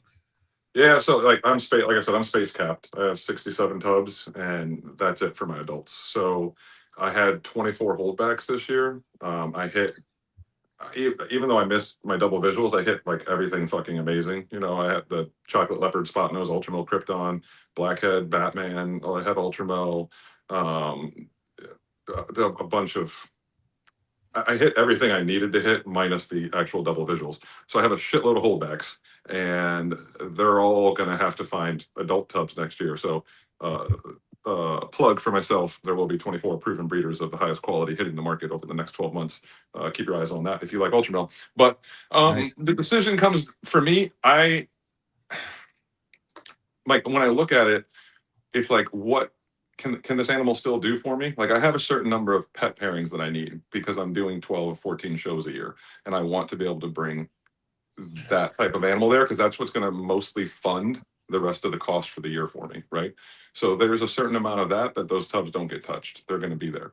And then the remainder of my project stuff, it just comes to look like all my double het stuff goes away this year because I still have double het females because they were very expensive 3-4 years ago, and that's what I was working. So they all get to go away after this season and get replaced with visual hets. Then I start looking at like the base visual hets. They go away because I have Kodam stuff coming up. And it just kind of becomes the process of when I look like, have I already maxed out what I can do with this animal? Have I made the combos that I can? Do I have any males that are going to further advance this animal? Is there a male in the market that I'm looking for? Like I'm in the point now, I don't buy females, right? I produce my females. I have enough of all the genes that I need, and I'm making enough stuff that I produce my females, and I'll bring in a couple key males every year. That's where I'm at now, from a collection building standpoint. So, like my my visual ultramel het clowns, they're not going to have a place after next season because they can only maximize what the male has, and really I need to be making combos with more than that with other codoms. So these 3 or 4 codom female visual het females with 3 or 4 codom visual het males, it's going to continue to just be a stack like that, and then in the future, then I've got 4 and 5 codom double visuals, and they'll replace the 3 and 4 visual codom visual hets, and it'll just continue to be that process. Because how do I continue to build on it and layer it in, and then bring in a male with an extra recessive or with a codom I don't have yet to continue layering that in and make sure. And it's not just bringing in the gene because it's a gene. Like I try to have foresight and look what else has been hit in other, like in non-ultramel versions or whatever, and see like where, like, do I see this going the right way? Like pied, like ultra pied, I'm mostly going to pull out of now. A, the demand has been surprisingly shit. And then B, like all these dark combos are proving to just be orange. And I wanted to make purple ultra pies. Like I wanted them to be mostly purple. And somebody made a Suma ultra and it was orange. And you've seen like the Suma banana, it's orange. So the 8-ball is orange, ugly orange at that. So there's all these like stacking dark combos. It's not working in pied the way I wanted to. I'm going to still try the super blackhead mahogany, which I'll have a shot at next season, just to see if that will go more of the purple route. Yeah. But you mentioned Krypton. What's going on with that? Well, as far as your collection, the Krypton was an accident. My chocolate ultramel ended up being het cryptic. I didn't know, and that's when I made that chocolate leopard spot nose. It looked like a clown, but not a clown. And then somebody, shout out right on Reptiles, in the comments was like, you should test it for cryptic, and it proved cryptic. So, or it proved Krypton. So like that was an accident. And I think the Krypton stuff really breathes new life into clown. It's an alternate path to play with. For sure. Ultimate Kryptons were cool. I don't think enough people give a fuck though. That's what matters. They don't, and that is a fact. Yeah, I mean, it doesn't mean it's not worth pursuing. It just, I just feel like people, if it's not clown, people don't want to hear it. And I'm not pursuing Krypton as Krypton. I just so happen to have a couple het cryptic because I have a female that ended up being cryptic. I didn't know. Yeah, so, I recently bought a Krypton animal. I like it a lot, what it did to that example, but I'm excited to see Krypton with Sunset because we haven't seen it yet. So yeah, Sunset needs stuff to brighten it up for sure. Yeah. I saw somebody in the chat earlier was saying something about dark genes in Sunset. I personally like enhancers and brightening genes in Sunset. I think it's much better. Show me an example where dark goes good into Sunset. I haven't seen one. I haven't seen one, but I really like with the bright, like the DG Hypo, the white lace, spot nose. Hypo. I think all of them look really like those are really nice sunsets. Yeah. We just haven't seen dark stuff with Hypo and Sunset. That might change the course of it, but we don't know yet. Yeah, that's the fun part. You never know. So Bob had a 500 gram DG Hypo Sunset on the table. It's nice. That shit was gas, dog. I bet. It was really, really, really, really nice. Yeah. Yeah. I've been saying the triple's really nice. I like it a lot. Well, but you have quad heads, don't you? Yeah, I have a few different animals in the project, but I have the Yellow Belly Krypton triple het Hypo DG Sunset. I have pastel vanilla quad het that I produced myself. I didn't buy it. And then I have a Hypo DG double het Sunset Clown male, and then I have a Sunset Clown female that's like 1,300 grams right now. So I'm gonna put that Hypo DG double het to the Sunset Clown. Hopefully, I make Sunset Clowns double het. I think that'll be a really pretty animal. And outside of Ultramel, that's how you save Sunset. So damn, Brock's being hella nice right there. Hey guys, the reason I brought that up is because we've seen DG Sunsets, they're ugly, and then we've seen DG Sunsets that are really nice. There's that variability. There is. It's always going to be there. I've seen DG Hypo Sunsets in the past that they were cool, but the one I saw this weekend, that's the look I like. It's the line of DG than the hypo. Yeah, I mean, not all DG is created equal, and Yeah. Definitely not. like my Neither is- DG clown versus some other neither DG is- clowns I've seen. big Neither is difference. hypo. Neither hypo's not Yeah, all created you're right. equal either. yeah. Yeah. You're right. Also, I saw 3 hypo sunsets on the table. There was one that was sick, and then the other 2 were nice. Yeah. Again, guys, you know, for our viewers, there's gonna be variability. You know, so it gets back to the Mandarin talk. There's Mhm. gonna be variability. You know, Yeah. there's variability with Exanthic. There's gonna be variability with hypo, with sunset, hypo, everything. So.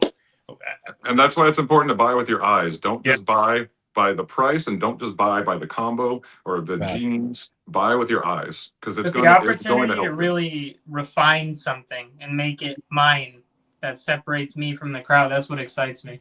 Mhm. Double J, I think with Hypo Sunset, you can refine that really to be really nice consistently. let Brock get to the last word of the sentence and then speak. Okay, do me that. Okay, Double J, I appreciate it. Go ahead, Brock. What are you gonna say? My apologies. Now, you're still oppressing me even to this day, huh?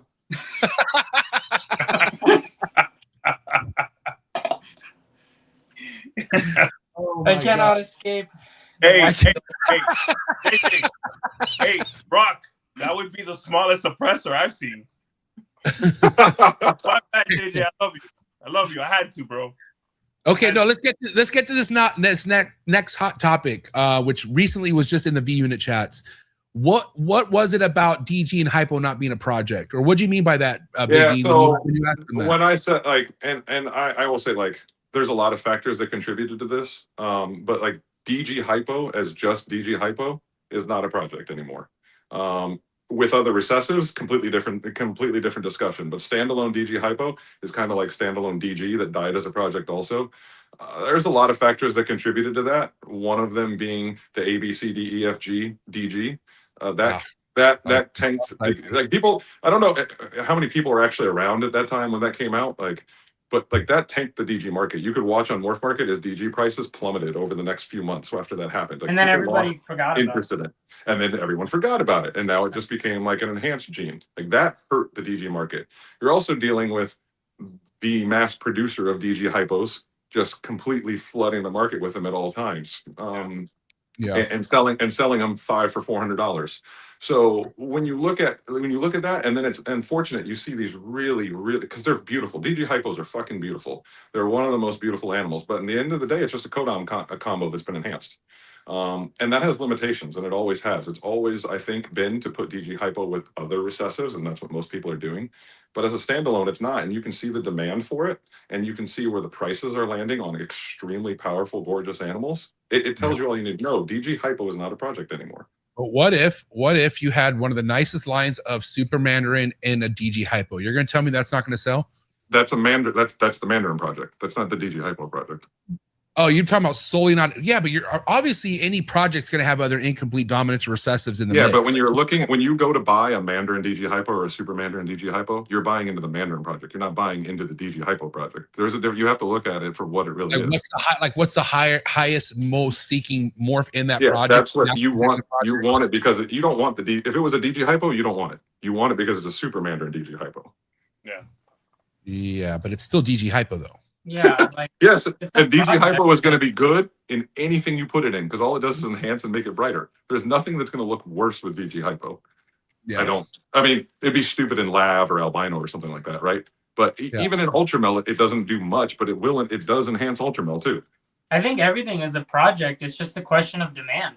It's just not really in demand anymore like it used to be, but it's still they are genes. People are I mean, I guess you could say Spider is still a project if you really wanted to. It is a project. It's a wobble. But we have to understand how much stuff we still haven't seen in DG Hypo, which is a lot. Yeah, it's a lot. Yeah, 100%. But the demand and the appetite for just DG hypo is gone. Yeah, people of course. People want it with clown. People want it with even something else, mostly clown. But puzzle. But you could say the same thing about clown. Nobody wants just the clown. I said that fucking an hour ago. That's where I sold all my shit. Where were you, JJ? Were you listening? It's all the same. It all comes back to the same thing. You want to be producing animals that are rare. Yes. So rare and desired, because you can make a patternless. That's probably the rarest snake right now. No one fucking wants it. Yeah, rare. That's desired. So if your DG hypo stuff has to be stuff that nobody's hitting, that is fucking beautiful, obviously, that is cutting edge. I mean, that's no different than anything else, though. Is the response I would give you, Brock. Well, I would promise you that no one's going to buy that cutting edge, beautiful DG hypo to make more DG hypos. They're going to put it into their clown DG hypo, their puzzle DG hypo, their monsoon DG hypo. It is not being purchased to make more DG hypos, and that's where you know it's not. It is not a project on its own. Remember this though, dude. Think about the people who are coming in that don't have that kind of money, dude. You know what I mean? People are looking for fucking baseline, first time ever projects. Nothing wrong with going DG hypo. No, and you can get amazing ones for very cheap, and then you can buy a triple het of whatever else, and now you are making your own path now. But the way the prices are now, anyway, this is why, like, it's a lot harder to sell hets now, or they don't go for anything, or they get $5 on auction, because why would you buy a het when you can buy a visual het for $200? Like, the way prices are, it has made a lot of that stuff irrelevant anymore. So yeah, so it's hard to say that. So for me, it gets back to the same shit that we've been repeating over and over and over and over again. If you have DG hypo stuff, you shouldn't have pastel in it. You shouldn't have NG. Correct. You should have the stuff that's being mass produced. If you have the stuff that's mass produced, or if you're starting with that, you're in big trouble. If you have stuff that's desired, you're gonna do great. But you cannot have the stuff that's mass produced. There's stuff with DG hypo, with pastel, with Enchi, and with some other genes that they're producing 300 units of those 300 animals a year. They have maybe 100 animals left from last year. That is a ton of animals, and when you flood the market with cheap stuff, you know what happens is a lot of people buy into that and then keep producing it. So yeah, you got to have the right. If you don't they have 100 left from 2024. And then 200 or 300 from 2025, and then 2026ers are dropping right now, and that's why they're 5 for 400. Yeah, if you don't have the right stuff in it, man, you're just shooting yourself in the foot. Yeah. At the end of the day, if you're not using your eyes, you're shooting yourself in the foot. Yeah, I mean, you can listen to all the podcasts in the world, you can listen to any Patreon page, but just use your eyes and go with what you like, and that's it. And guess what? If you choose something with your eyes that's not that hot, at least you like it. You know what I'm saying? Yeah. And at the end, hey, dude, not everyone's gonna make shit that's knocking out of the park viral. Okay. At the end of the day, this is supposed to be something you enjoy, not the person in your Patreon group, not your neighbor, not your wife. This is your fucking time. This is your money. It's your animal that you're taking care of. So do what you like. Yes, but don't mass it. I mean, do it. You better have a plan. Do it right. Do what you like, but be if smart you about it. Produce it, you're in big fucking trouble, and you're auctioning an animal for $10 on Morph. I don't think you should mass produce anything, period. Unless you're somebody who's fucking hitting shows like Emilio and you have a fucking hustle behind your work and you know how to market, coming on Trap Talk and fucking relevant shows. Don't mass produce fucking anything, period. Yeah, less is more, man. This is like the boutique designer style, or just boutique breeding is in your favor versus I'm going to bust out 100 clutches my first 5 years. Because not many people are doing that. So, for instance, my DG hypo plan is Exantic Clown, maybe down the road with some GHI, some chocolate, some dark jeans. You know, that's what I'm doing because first off, I think it has legs and I fucking love it. You know, that's what I'm doing. So Desert Ghost Exantic Clown stuff with hypo, that's where I'm going. You know, it's fairly small for the amount of animals that I have, but it's exactly what I want. Yep. Do you think on a pet level, Brock, that hypo DGs would do well at shows? Oh yeah, they're fucking gorgeous. Okay. I would imagine that if you price them, you know, the pet level is sub 300 and really sub 200. So if you're okay with pricing them at that, they're gonna move because they're beautiful, and especially when you can. You think so? Sub 300? You think it's that? The cap is I have sold 88. I mean, between me and Emilio, we sell a lot of we've sold a lot of animals at shows. Emilio a lot more than me, but I can firsthand tell you that yes, that sub 300 is your typical pet buyer. Again, there are exceptions. I've sold $1,400 pets, but in general, it's sub 300 is your pet buyer. And here's another thing, dude. There ain't nothing wrong with selling a $300 animal. It's Fuck no. $300. It's $300. That's fine with me, bro. Like I don't see why people get in a place where their projects when they bought in were 5K and they go down to 1,000 to 500. If you could steadily sell that snake for $500 to $1,000, where's the issue? Yep. Yeah.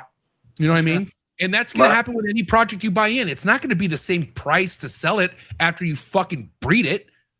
I was just talking about this on Trap Talk. My average sale is like 285 this year, and I am like 70% up. I have made a lot of money. Guys, there's nothing wrong with that. But guess what? You have a lot of snakes you don't have to worry about feeding anymore. I got none. I got fucking 4 babies left. That's it. Perfect. Guys, this weekend I saw a stranger yellow belly clown female for $250. I almost bought her. Damn. But she's beautiful animal. A stranger what? Stranger yellow belly clown. Yeah. And that's where the price has gone on that shit. I made an incredible stranger yellow belly clown. I got $300 for it. That's where the price has gone to. Remember, that was $20K 4 years ago. That's Be careful why with your investments. Introduce stranger. Like, I don't know. What? And right there, if it was DG Hypo or if it was completely different story then. Yes. if it had I don't know, Xanthic, or if it Or had how about this? How about this? I'm hopefully on my way of making a super gravel OD stranger clown. I promise you that ain't gonna go for fucking 280. no. I promise you that much. That's a big time animal. So that's where we're going with. You have to be in the mindset that, okay, these animals have to have extra recessive, extra incomplete dominance, the right ones. They can't have the wrong gene in them. So guess what, man? It's like anything. You gotta be on your game. You gotta be fucking good at this shit. You gotta have vision. You gotta adapt. You gotta know when to move, when not to move, when to sit tight. And again, if you're feeling iffy about a project, then why fucking have it? Do something about it. 100%. And if you don't love it and you only have it because you think that there's some type of financial gain to be had, just get rid of it. Yeah, what are you doing? Yeah, dude. That's where people go wrong. The followers, the ones who only buy a project because they just saw it on Justin's YouTube. I talked to somebody will message me about that every week. Oh, I bought this because it's going to help finance this. Do you love it? No. But I think it's good. It's good. People love it. It's going to sell. But dude, what are you doing, man? Only buy what you're into. I don't care what it is. As long as you like it, it's not going to matter what the financial results end up being. If you don't love it, you have a lot of pressure on yourself to financially pay for it then. You know what I want to do in the future? I want to be hitting strange. Spot nose mahogany desert ghost Xanthic clown. Again, let's get back to the nitty gritty of this shit. This is what we have to be talking about. Our future plans, what makes us happy. It's no different for any of the game, any parts of the reptile game, the chondro game, guys producing top of the line dry mark-on, guys producing fucking amazing basins, emeralds, guys producing all types of beautiful animals. That's what the game's about, bro. Not just bitching about the price this year, stuff like that. People who have really nice stuff they believe in aren't bitching. That's the thing. If somebody has a project that they're really listen to the word confident. With confidence, people are not complaining. They're waiting. They're waiting for fucking their work to show what the fuck that they got going on, and that's it. You don't hear them complaining or bitching, dude. Like Brock, would you love your Ultra Milk stuff as much as you do if it was not a fucking beautiful line of it? Like, you literally, Brock, and I'm gonna give you so much props on this. You have one of the best lines of Ultra Mills that you fucking show off. Okay. But again, if it wasn't that kind of line, I don't think you'd be Theo Ultra Mill. I think because you got a beautiful line, and because the way you bred that line and able to reproduce it, that's why you are excited the way you are. And that's what it comes down to. Yep. And there's a ton of excitement around. Like, I'm so happy. Last year I prioritized making putting a Lelix into my Ultra Bell and into my Ultra Milk Clown stuff, because now you're basically dealing with an extra recessive in it, and that's where I'm going. Like, this year I got I got the girls off food now. She'll be ovulating anytime now for Blackhead Cypress Ultra Clowns. Like, that's gonna be fucking sick. That's going to be freaking awesome. I'm cutting my Cypress Ultra Clown clutch next week, next Monday. Cypress Ultra Clowns. They're amazing. That's one of the best Ultra Clowns there is out there. And then guess what I get to do? Then I get to put in chocolate and spot nose and all those other and all those other genes, leopard and stranger, because I got my stranger is breeding right now. So that girl just went off food for my stranger Ultra Clowns. Like there's just so much to be excited about because I have kind of cultivated that for myself. And in the end of the day, like I've set my collection up right. I'm not going to lose money. I'm going to make money every year. And it doesn't really matter if you don't want to buy the shit. If people don't want to buy it, it doesn't sell for the right price. If I only get $300 as a pet, it's okay because I'm doing this for me and all that shit that I'm trying to make. Yeah. The Cypress Blackhead Clowns, the Cypress Blackhead Ultramale Clown, it's for me. The Stranger Ultramale Clowns, they're for me. If I get lucky and hit a couple of them, then yeah, maybe you could buy one too. But this shit's for me. Yeah. Yeah. Brock? What's up? Do you have Wookiee in the Ultramel stuff? I haven't seen. I don't have Wookiee. You know who does is K&L Constrictors, and I want to say Herbert HB. I'm pretty sure both of them. I'm pretty sure both of them are have Wookiee. I have all my chocolate. Hey, topic real quick. Yes. hey, man, I got a funny one for you. Okay. There's some arrogant people out there that spend a lot of money. Okay, that are doing pairings. That have no idea what they're doing. Yes. That are pretty much lethal. Okay. Yep. All those eggs are probably gonna die. Okay. Pretty much a lethal pairing. Brother, the guy out in Silicon Valley. If you're listening, if you're watching, because I know you don't like us. Hey, brother, pay an advisor, please. You need an advisor. You don't know what the hell you're doing. Good luck. Pay an advisor. Are you talking about that dipshit that got kicked off Morph Market? Yeah. Yes. Oh God, bro. Is he still around? He's not around. Cypress Pompeii to Cypress Pompeii. Half of that club would be lethal. Okay, that is the funniest. That is the funniest pairing I've ever seen posted. Trying to fucking flex. And we mean deep funny, not real funny. Okay, bro. Yo, do not pass go. Go back to jail. Pay $300. Hey, to be honest, I was gonna run a Cypress to Cypress pairing, but shit. Bro, super wobblers, super kinks, palm kinks. Dude, what a project. I hope he makes a calendar over it.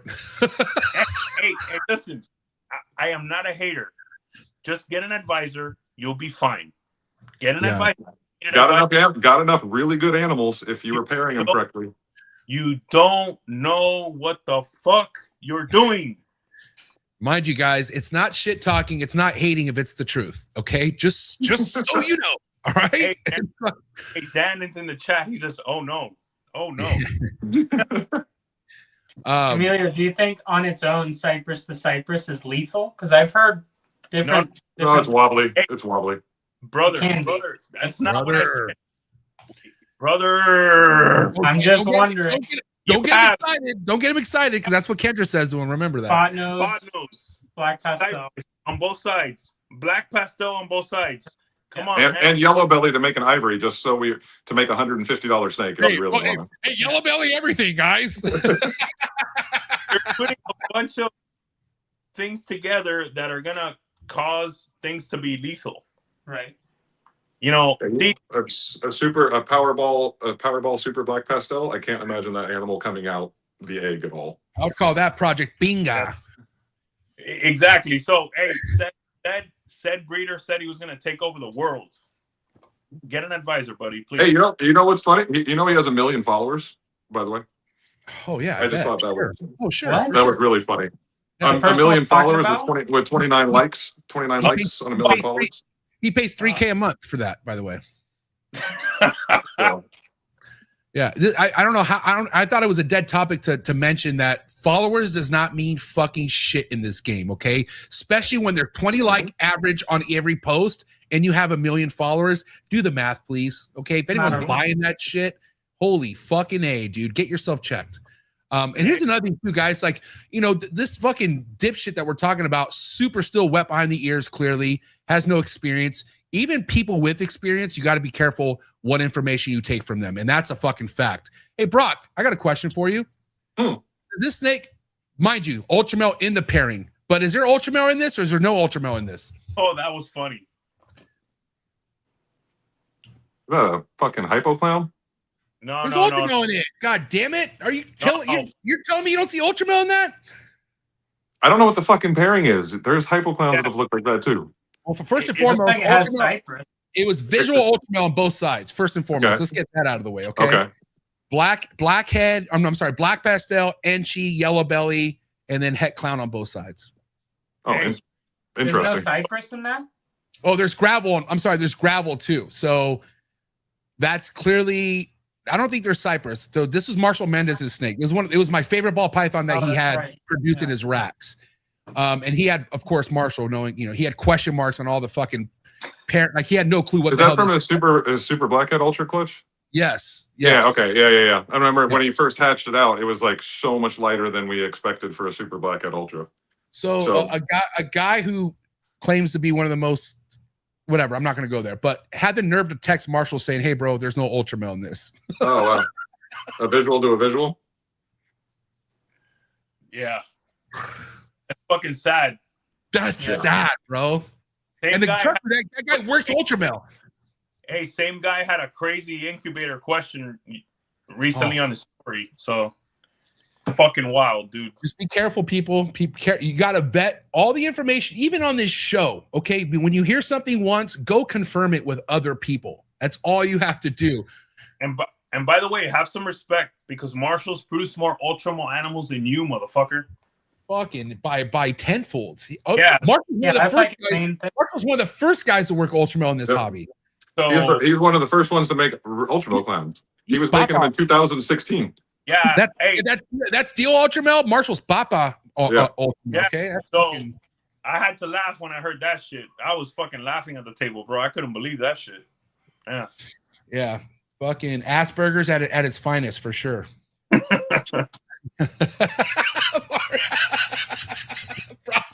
Wow. Now I know. Oh, you know who we're talking about now, huh? Bullies, but we're such bullies. But guess what? You message an OG, okay, and you say, "Oh, I don't think that has Ultramel." What do you think you're gonna get out of that? Like, Honestly, Dude, bro, like it doesn't bother me when people call us bullies because all I see on the internet are these shirts that say "Make bullying good again" or like promote it. Because at the end of the day, people need to fucking hear it. None of this fucking sugarcoating bullshit that this hobby likes to have. Like, oh, just keep it to yourself. So what? This hobby doesn't grow. That's why. Get the fuck out of here, dude. Get the fuck out of here. This is all. Listen, the more we help people, the more this hobby grows. At the end of the day, I don't get just because our takes don't favor your projects does not mean we're not growing the hobby. First and foremost, okay. Let's get that out of the way. Sheesh. opinions are opinions, you know. Exactly. Take it how you want it, bro. Hey, by the way, Marshall just laughed it off. You stupid ass. Oh, he don't. Yeah. Oh, he fucking. Yeah, he thought it was hilarious. Well, because there's Ultramel on both sides. It was a visual Ultramel, a visual Ultramel. He's like, So Ultramel's on both sides, you dummy. He's Okay, he's nicer than me. I would have. you know what I saw at the show, and I want to get you guys something I want to talk about today. So shout out to Barry Swope, man. Barry had some really cool hypo puzzle stuff at his table. He showed me a Hidden Gene Woma puzzle that it was fucking. I'm not gonna lie, the pattern on that thing was pretty impressive. But I was like, wait a minute, like isn't there something with Hidden Gene Woma? And he said the wobble, but the only time there's a wobble in Hidden Gene Woma is when you throw another spider complex into the mix. Is that true or false? False. Let's hear it. Let's hear it. Tell me. I want to know. Tell me. Go, Biggie. Tell me. Paul produced a clutch of Hidden Gene Woma mahogany clowns, and I sold some of the pastel Hidden Gene Womas for him, and they were all wobbly as fuck. Even a customer that was like, "Hey," a little kid was like, "Hey, why is this one moving like that?" That's bullshit. Sorry. Damn. Oh, I mean, I didn't know. I mean, again, here's the thing. Now and again, you'll see an amazing Hidden Gene Woma combo, but it never has legs. It never, like, it's a cool looking snake, gets a lot of likes on Instagram, but that's it. It disappears after that. Yep. Yeah. Not to say that every spider complex gene has that, but hidden gene Woma, yeah, I've seen wobbly animals. But like blackheads in the complex too, but we don't hear about blackhead wobble or anything. I've No. never seen. Well, I haven't produced a lot of blackheads, but I mean, the 3 blackheads that I have are fucking solid. So I don't Yeah. know. Hey, Yeah. I have a lot of blackheads and supers, and I've No never had issue. an issue. hey, all love to the homie. Dude is on another level. But you know, people also do say some of their spiders don't wobble. So That's true. people do also say that Bolt isn't spider. So I mean, Well, you know. I mean, listen, at the end of the day, Barry's one of the nicest guys I've came across and met. So he's a sweet dude. You know what? God bless him. Really awesome fucking snake. I just wasn't too educated on the whole hidden gene Wilma. Yeah, HGW. You know what I mean? I did the same thing. I almost called it HGH. Damn, Milo, you want it? I'm just kidding. Wish. Hey, no, You'd straight be up. angry, more angry. Hey, there's a reason why people left it behind. I mean, Yeah. footing, you know. Yeah, I don't know, but you're gonna have that one person come in thinking, "Oh, I could bring it back," or you know, remember that one guy? Remember that one guy a year ago was telling me how he's gonna bring Skella's heads or Skella's projects back? Or he's just having fun with it. Doesn't care. You got a big breeder out there that's still trying. A top 3 guy is still trying to sell spider combos as investment genes. Like investment combos, like, bro, give me a break, dude. Like, are we talking about currently still top 3 or like top 3 known? Listen, at the end of the day, homie's always gonna be top 3, top 5, top 6, whatever you want to call them. After the Brogdino thing, I don't know, dude. I'm not too sure about that. Mad respect, but I'm always gonna critique the shit that needs to be critiqued, bro. But after a while, when you see an agenda, there's an agenda. That's all I gotta say. Spider combos in 2026. Yeah. You're fucking your customer, bro. You're fucking them. I'm sorry. Yeah. I mean, whenever I scroll and see it on the timeline, somebody breeding, I'm like, it's 2026. Why are we breeding a spider? yo, do better, please. Do better, bro. You're fucking amazing. Stop that fucking shit, dude. Stop it, please. But do they care? That's the thing. Probably not. When you get to an age, I see some of these guys when they get old enough, they just don't give a fuck. It's like, why not milk the titty as much as you can before I tap out? And I see a lot of that energy from older guys in this hobby. It's unfortunate. Some of these older guys just don't give a fuck, bro. They just don't care. And we're kind of seeing that now with this new documentary thing, bro. These guys knew what they were doing, getting this documentary going, and they don't give a fuck. Do you think it really, even though I don't think it's going to have as big an effect on the hobby as people think, they rather get their limelight, rather get their few dollars, because that's the only kind of limelight they can get nowadays, and they don't give a fuck. Yeah, keeps you relevant. If you're trying to sell a spider combo for $5K in 2026, God bless. You're not paying attention, bro. God bless. And you're looking like a fucking caveman. The bigger issue is the person that buys it too. Like that as well. That's an even bigger issue. Yeah. All right, let's get Maybe to the justify it. Go ahead. Let's get to these wrap-up topics. I'll go first, and then we'll go JJ, then Biggie. Your overall assessment when it comes to someone taking their animals, regardless, we'll talk about lowest level animals, highest level animals to auctions, Brock. What's your take on either way you want to do it? Overall auctions, how do you feel that's affecting the hobby right now? So I believe that at this point, you may have a hard time selling, and if it's not like cutting edge, breaking, new, must have, like in demand animal, people aren't buying it because they know it's going to eventually end up on auction.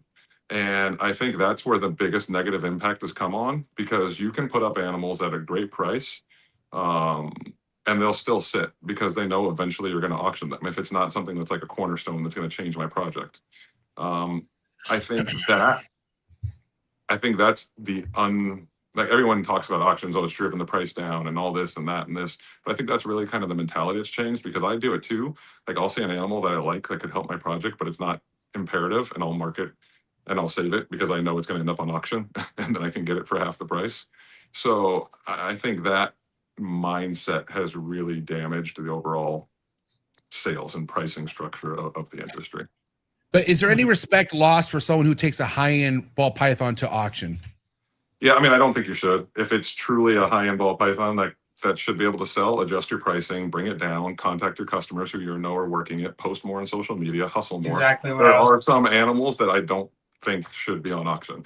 And even just for the look of the project, like if you have to auction off some of this stuff, like you're making the project look bad, which is just going to hurt you in the future too. Exactly. Go ahead and sell it to somebody for half the price you're asking for, but do it in private.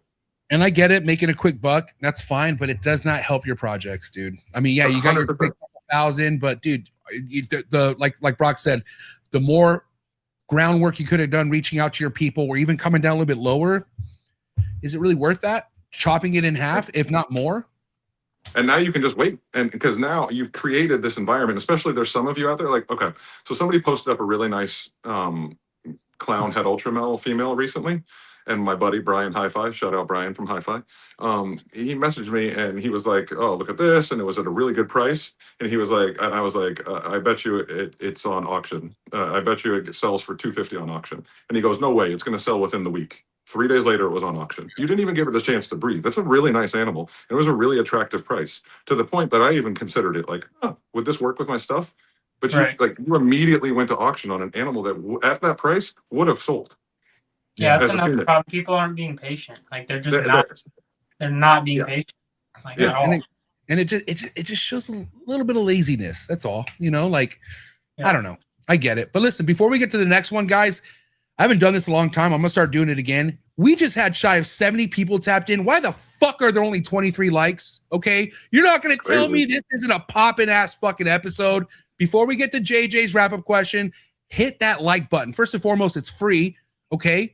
And second, it helps the fucking episode get out to more people. Please hit the like button, guys. All right. Just a reminder, real quick. Boom. Hit the like. Let's wait 5 seconds.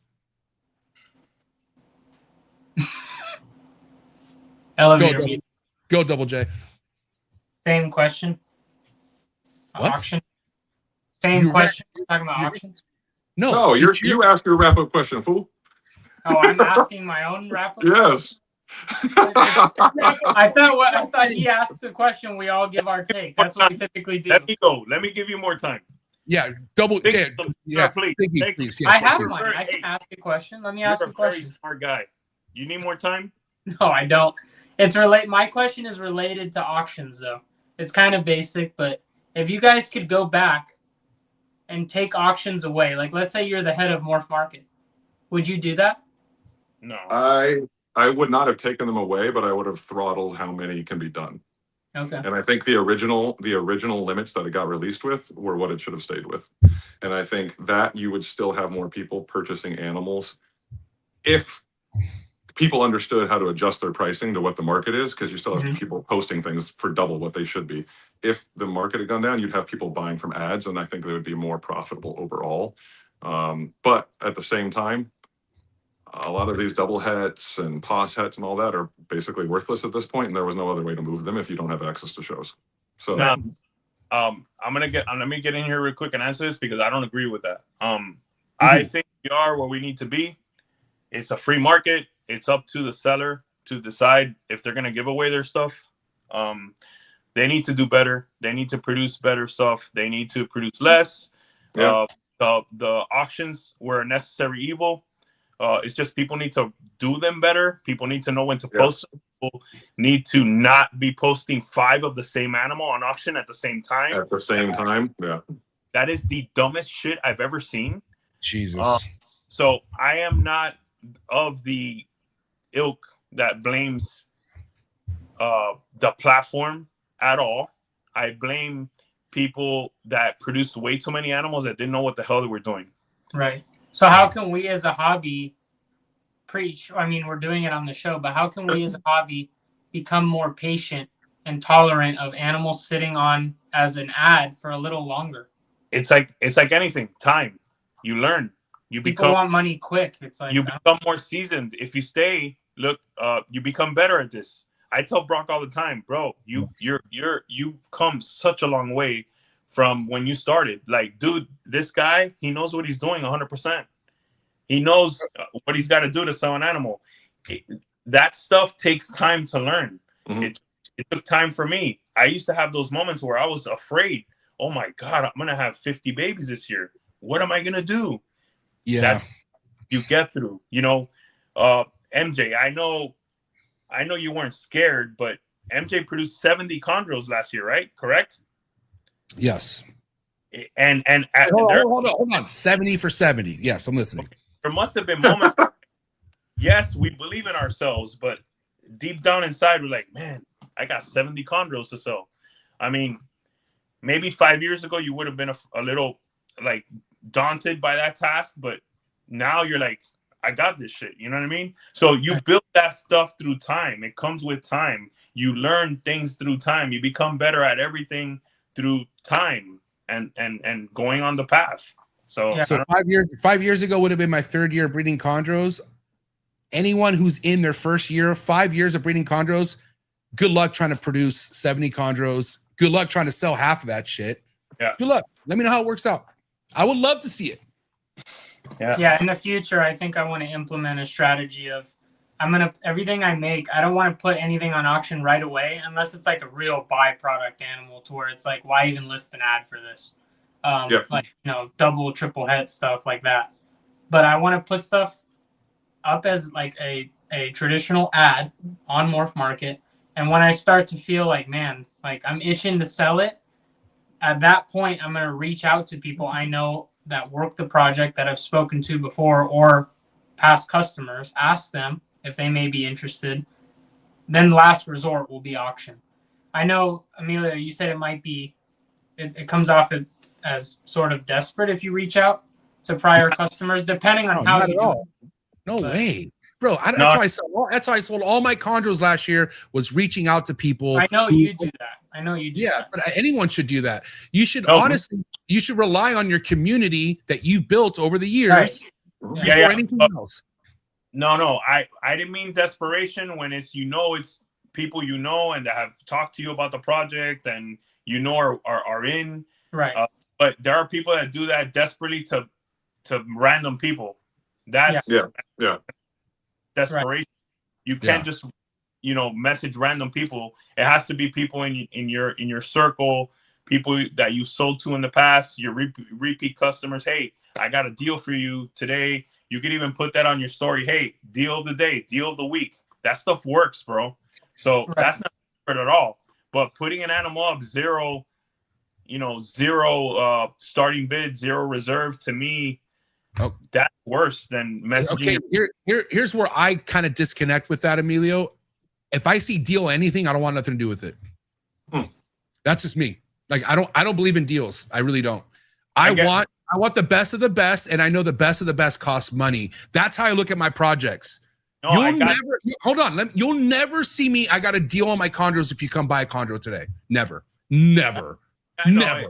You should. I'm just saying, if you got something you believe in, don't ever fucking pitch it as a fucking deal. That's all I gotta say.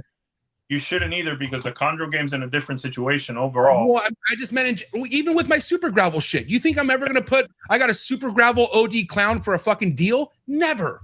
No. I believe in my shit so much where there is no fucking deal. I mean, personally over the phone, I'm breaking you a fat deal. But going to my stories and with a flag that says fucking deal 50% off, over my dead body, will there ever be a deal posted on Morph Market? You'll never see 25% off. Never. Never. I agree with your hardcore shit, but never. The minute you put an animal up with no reserve and no starting bid, it's exactly the same thing or worse. You're giving it away. Yeah. But you got to understand that's the expectations when you go to auctions. You're giving it away no matter what. And you're going to get the most people to bid on a zero reserve dollar starting auction. I mean, if you want the most eyes on an auction, start with $0. Yep. Try it. Yeah. The reason I brought up reaching out to past customers is because I've seen some auctions won very recently in a project that publicly people know I like.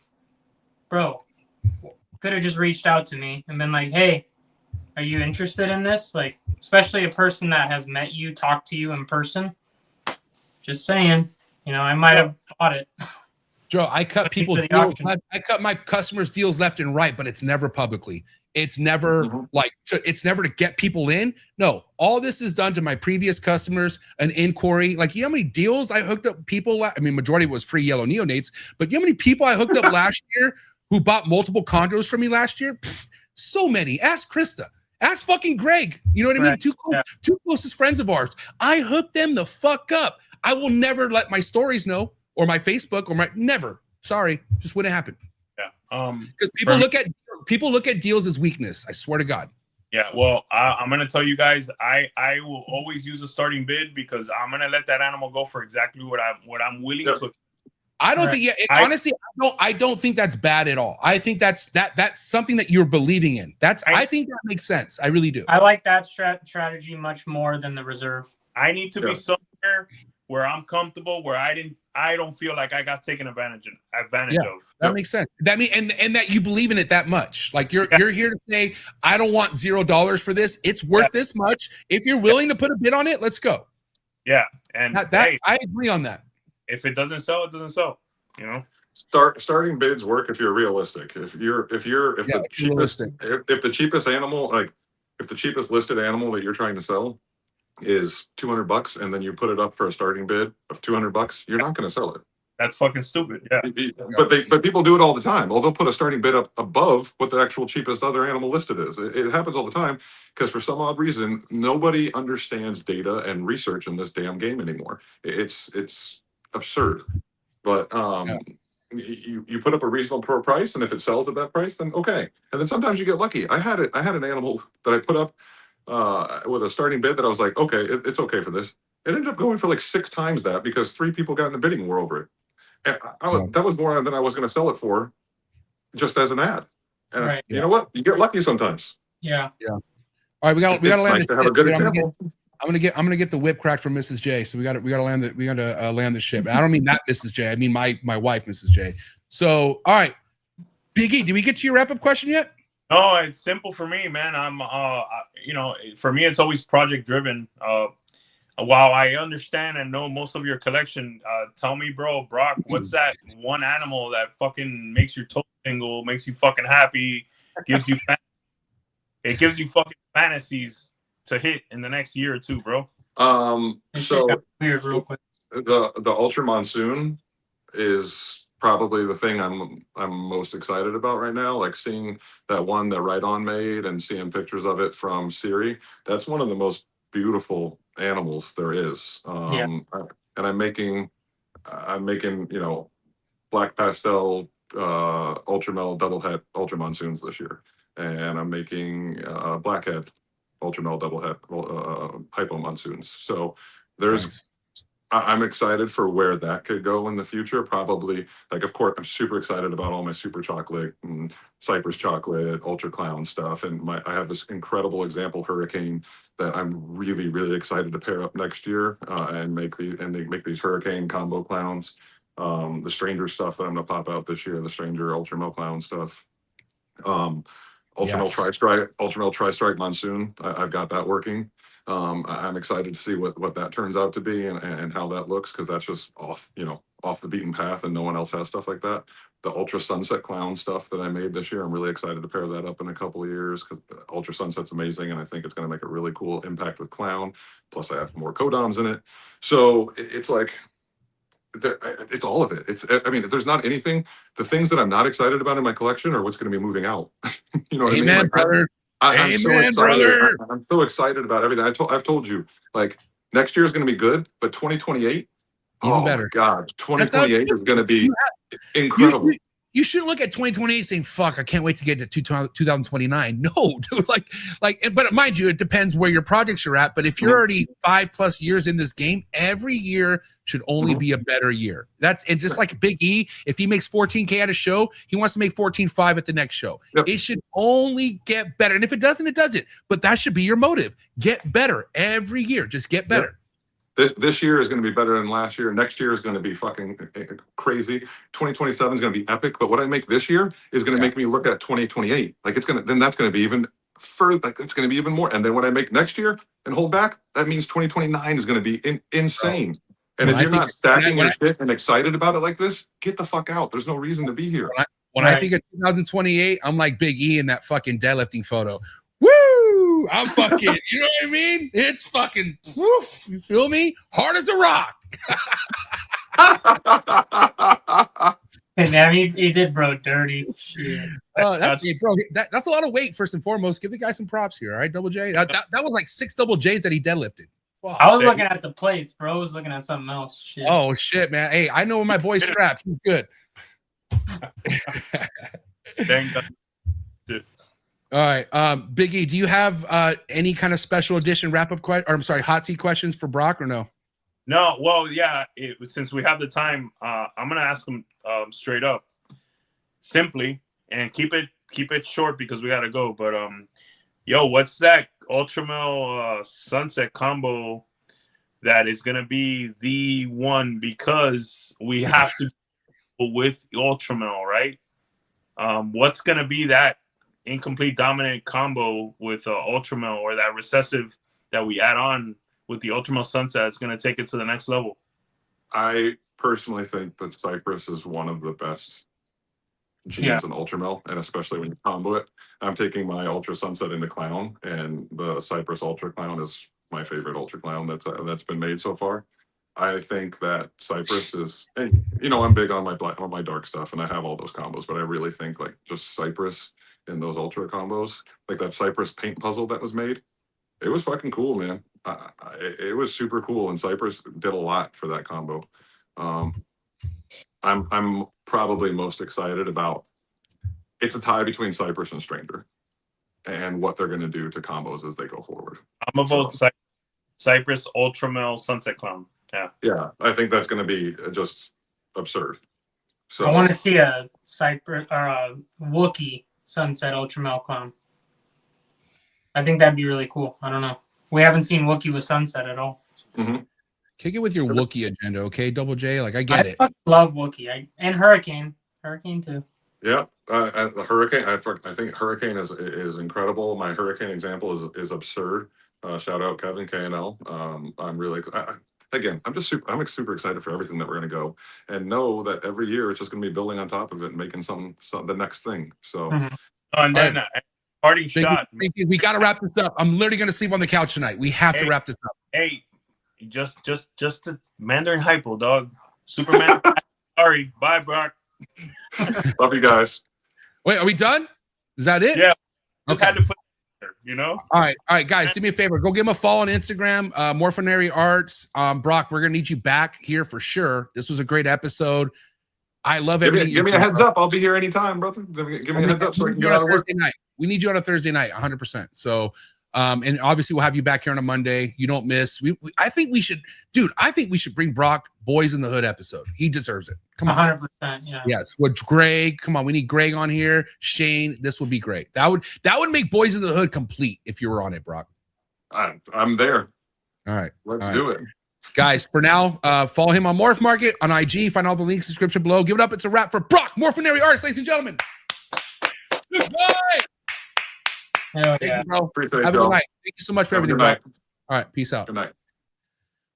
Wow, got a I little had to hand there balance for the a Mandarin second. Hypo thing. That was I can't honestly, read. Get out of here. Come right back. He's coming right back.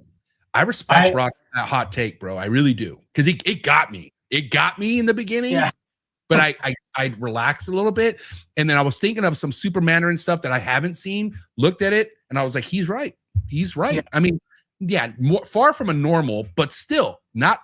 You know, if you're going to spend 5 G's and it looks that close to a normal, I would be a little bit hot take on that too. Yeah, I'm wondering why we haven't looked at it as a recessive. That is such an interesting topic. That's a good point. You know? Yeah, I don't know. Maybe But then it looks similar to it would have been tested as a recessive if that was the case, right? Well, what do you mean? The tests are either heterozygous or homozygous. That's what the shed test comes back as. So whether it's an incomplete dominant or a recessive. Yeah, I mean, it's a good. I think that's how we should be, at least looking at it visually, is what Bob was saying. So it's all good. Yeah. We knew boys, Brock was going to come with the heat. You know, when he comes dude. on, That was a good- it's guaranteed something's gonna. He's coming with something. He All never disappoints, dude. No. But all right, appreciate you guys so much, guys. Scalation Nation on IG, go give him a follow, and of course, Villarino Reptiles, go subscribe to his IG. The ViewNet chat is second to none. It's an amazing time when it comes to ball python stuff, and of course, go be a part of his Patreon if you want to learn how to take shit to the next level. Give it up, it's a wrap for Biggie, Top G, and Double J, ladies and gentlemen. Boys, See you guys later. appreciate you guys. Have a good night. Thank you so much. All right, guys. Hope you guys enjoyed that episode. At the end of the day, guys, everyone on the screen is very passionate about this hobby. Don't take things so seriously what we say. It's fun banter. It all comes from the heart. If we saw each other in person and we didn't disagree, we wouldn't have that energy in person. We all love everyone a part of this hobby as far as who wants to make this a better place and who wants to grow it. So that's what it's all about, guys. And that's what Trap Talk's all about. So appreciate everyone out there. If you guys, again, have not hit that like button, hit the like button, please. All right. It doubled, by the way, when we mentioned that. Mad love and respect. But if you haven't yet, please hit the like button if you enjoyed this episode and drop a comment in the comment section. That's all we have on this episode of New Breed on the Block recap episode 802 in the books. Quick word from our sponsors. See you here for All in the Bush Tuesdays, and I'm out. Sorry for the interruption, folks, but a quick word from our sponsors. Shout out to tonight's sponsor brought to you by ZoomEd. ZoomEd is proud to be supporting the Trap Talk Reptile Network. At ZoomEd, reptiles are our passion. For over 48 years, we've been creating premium foods, supplies, and habitats for reptiles and other exotic animals. We're a company made up of hobbyists that test our products on the hundreds of animals that we care for here every single day. Whether you're an established breeder or a first-time hobbyist picking up your first ball python, ZoomEd has you covered with everything you need to keep your animals happy and healthy. I'm excited to talk about this new product with ZoomEd called the Slither Sense. It is a remote temperature and humidifying monitoring system, which we all know how important temperature and humidity is to your reptile. And for you to have remote access to your temperature and your humidity in your reptile room could really, really be a game changer for the longevity of you keeping reptiles. So guys, make sure you check out that product. Find the link in the description below. Click on it right now. Give me your feedback in the comments below. Let me know how you're liking a brand new ZoomEd product. If you're in front of the line, cutting edge, high-end ball python projects, you don't want to miss this. Shout out to Teresa and shout out to Devin over at PRAGUE MORPHS, the heaviest hitters out of Europe, currently in the ball python game. If you're into the double, triple recessives such as puzzle, hypo, and other amazing recessive, incomplete, dominant projects, then make sure you head over to PRAGUE MORPHS right now on Instagram. Check them out on YouTube. You can find all the links in the description below and many more updates with RGI and PRAGUE MORPHS to come. So again, thank you so much, Devin and Teresa over at PRAGUE MORPHS. Cannot wait for many more collaborations. Shout out to tonight's sponsor, and that is Jersey Guys Balls, father-son duo who are just slaying it in the ball python game. If you're into Sunset, if you're into Monsoon, if you're into Puzzle, this is the page you should be following on Instagram right now. Jersey Guys Balls are invested in some of the highest and most exciting projects in the ball python game today, such as Tornado and many other genes like Cosmos. So again, make sure you go check them out on Instagram. You can also follow them on YouTube, and definitely go give them a follow on MORPHMARKET. You can find all the links in the description below. And again, thank you so much, Brett, and thank you, John, over at Jersey Guys Balls. Shout out to tonight's sponsor, and that's the one and only MORPHMARKET and MORPHMARKET shipping. One of the biggest exciting things about the reptile hobby over the past couple years is MORPHMARKET shipping taking everything to the next level. Anything as far as reptile purchasing or selling needs can all be done on MORPHMARKET's website. So I highly suggest you go check it out, especially if you're in the market of purchasing your first, second, or third, or fourth reptile. You can find a bunch of legitimate breeders on MORPHMARKET's platforms. They stand very tall on representing the best breeders we have in the hobby. So don't look anywhere else when it comes to looking for your new reptile. Not to mention, if you're looking for aquatics or your next plant, MORPHMARKET's a spot for you as well. Make sure you head over to morphmarket.com. And the best thing about MORPHMARKET's platform, you could ship directly from their website with MORPHMARKET shipping. MORPHMARKET shipping has saved this hobby millions of dollars as a whole. I myself saved thousands with MORPHMARKET shipping last year due to their insanely cheap rates. So definitely go take advantage of these rates on top of the amazing customer service that comes along with MORPHMARKET shipping. Shout out to Darian and Zach, and shout out to the entire MORPHMARKET team. So proud to be a part of this team. Thank you so much for MORPHMARKET shipping and MORPHMARKET, and so excited to announce new MORPHMARKET features that are going to be hitting the reptile hobby real soon, like live sales on MORPHMARKET. Thank you so much, MORPHMARKET and MORPHMARKET shipping. Thank you for all the fellow support. Thank you so much for anyone who watches the Trap Talk Reptile Network. Hit that like button. If you hit that subscribe button, hit that notification bell. You'll be notified of every new episode dropping here out of the network 7 days a week. And also by hitting that like button, hitting that subscribe button, it pushes this network out to other new keepers coming into the hobby. So by you doing that, it does more than you think. So thank you so much again for all the support. And if you're not already a subscriber, please hit that subscribe button. We're doing big things over here and we really appreciate it.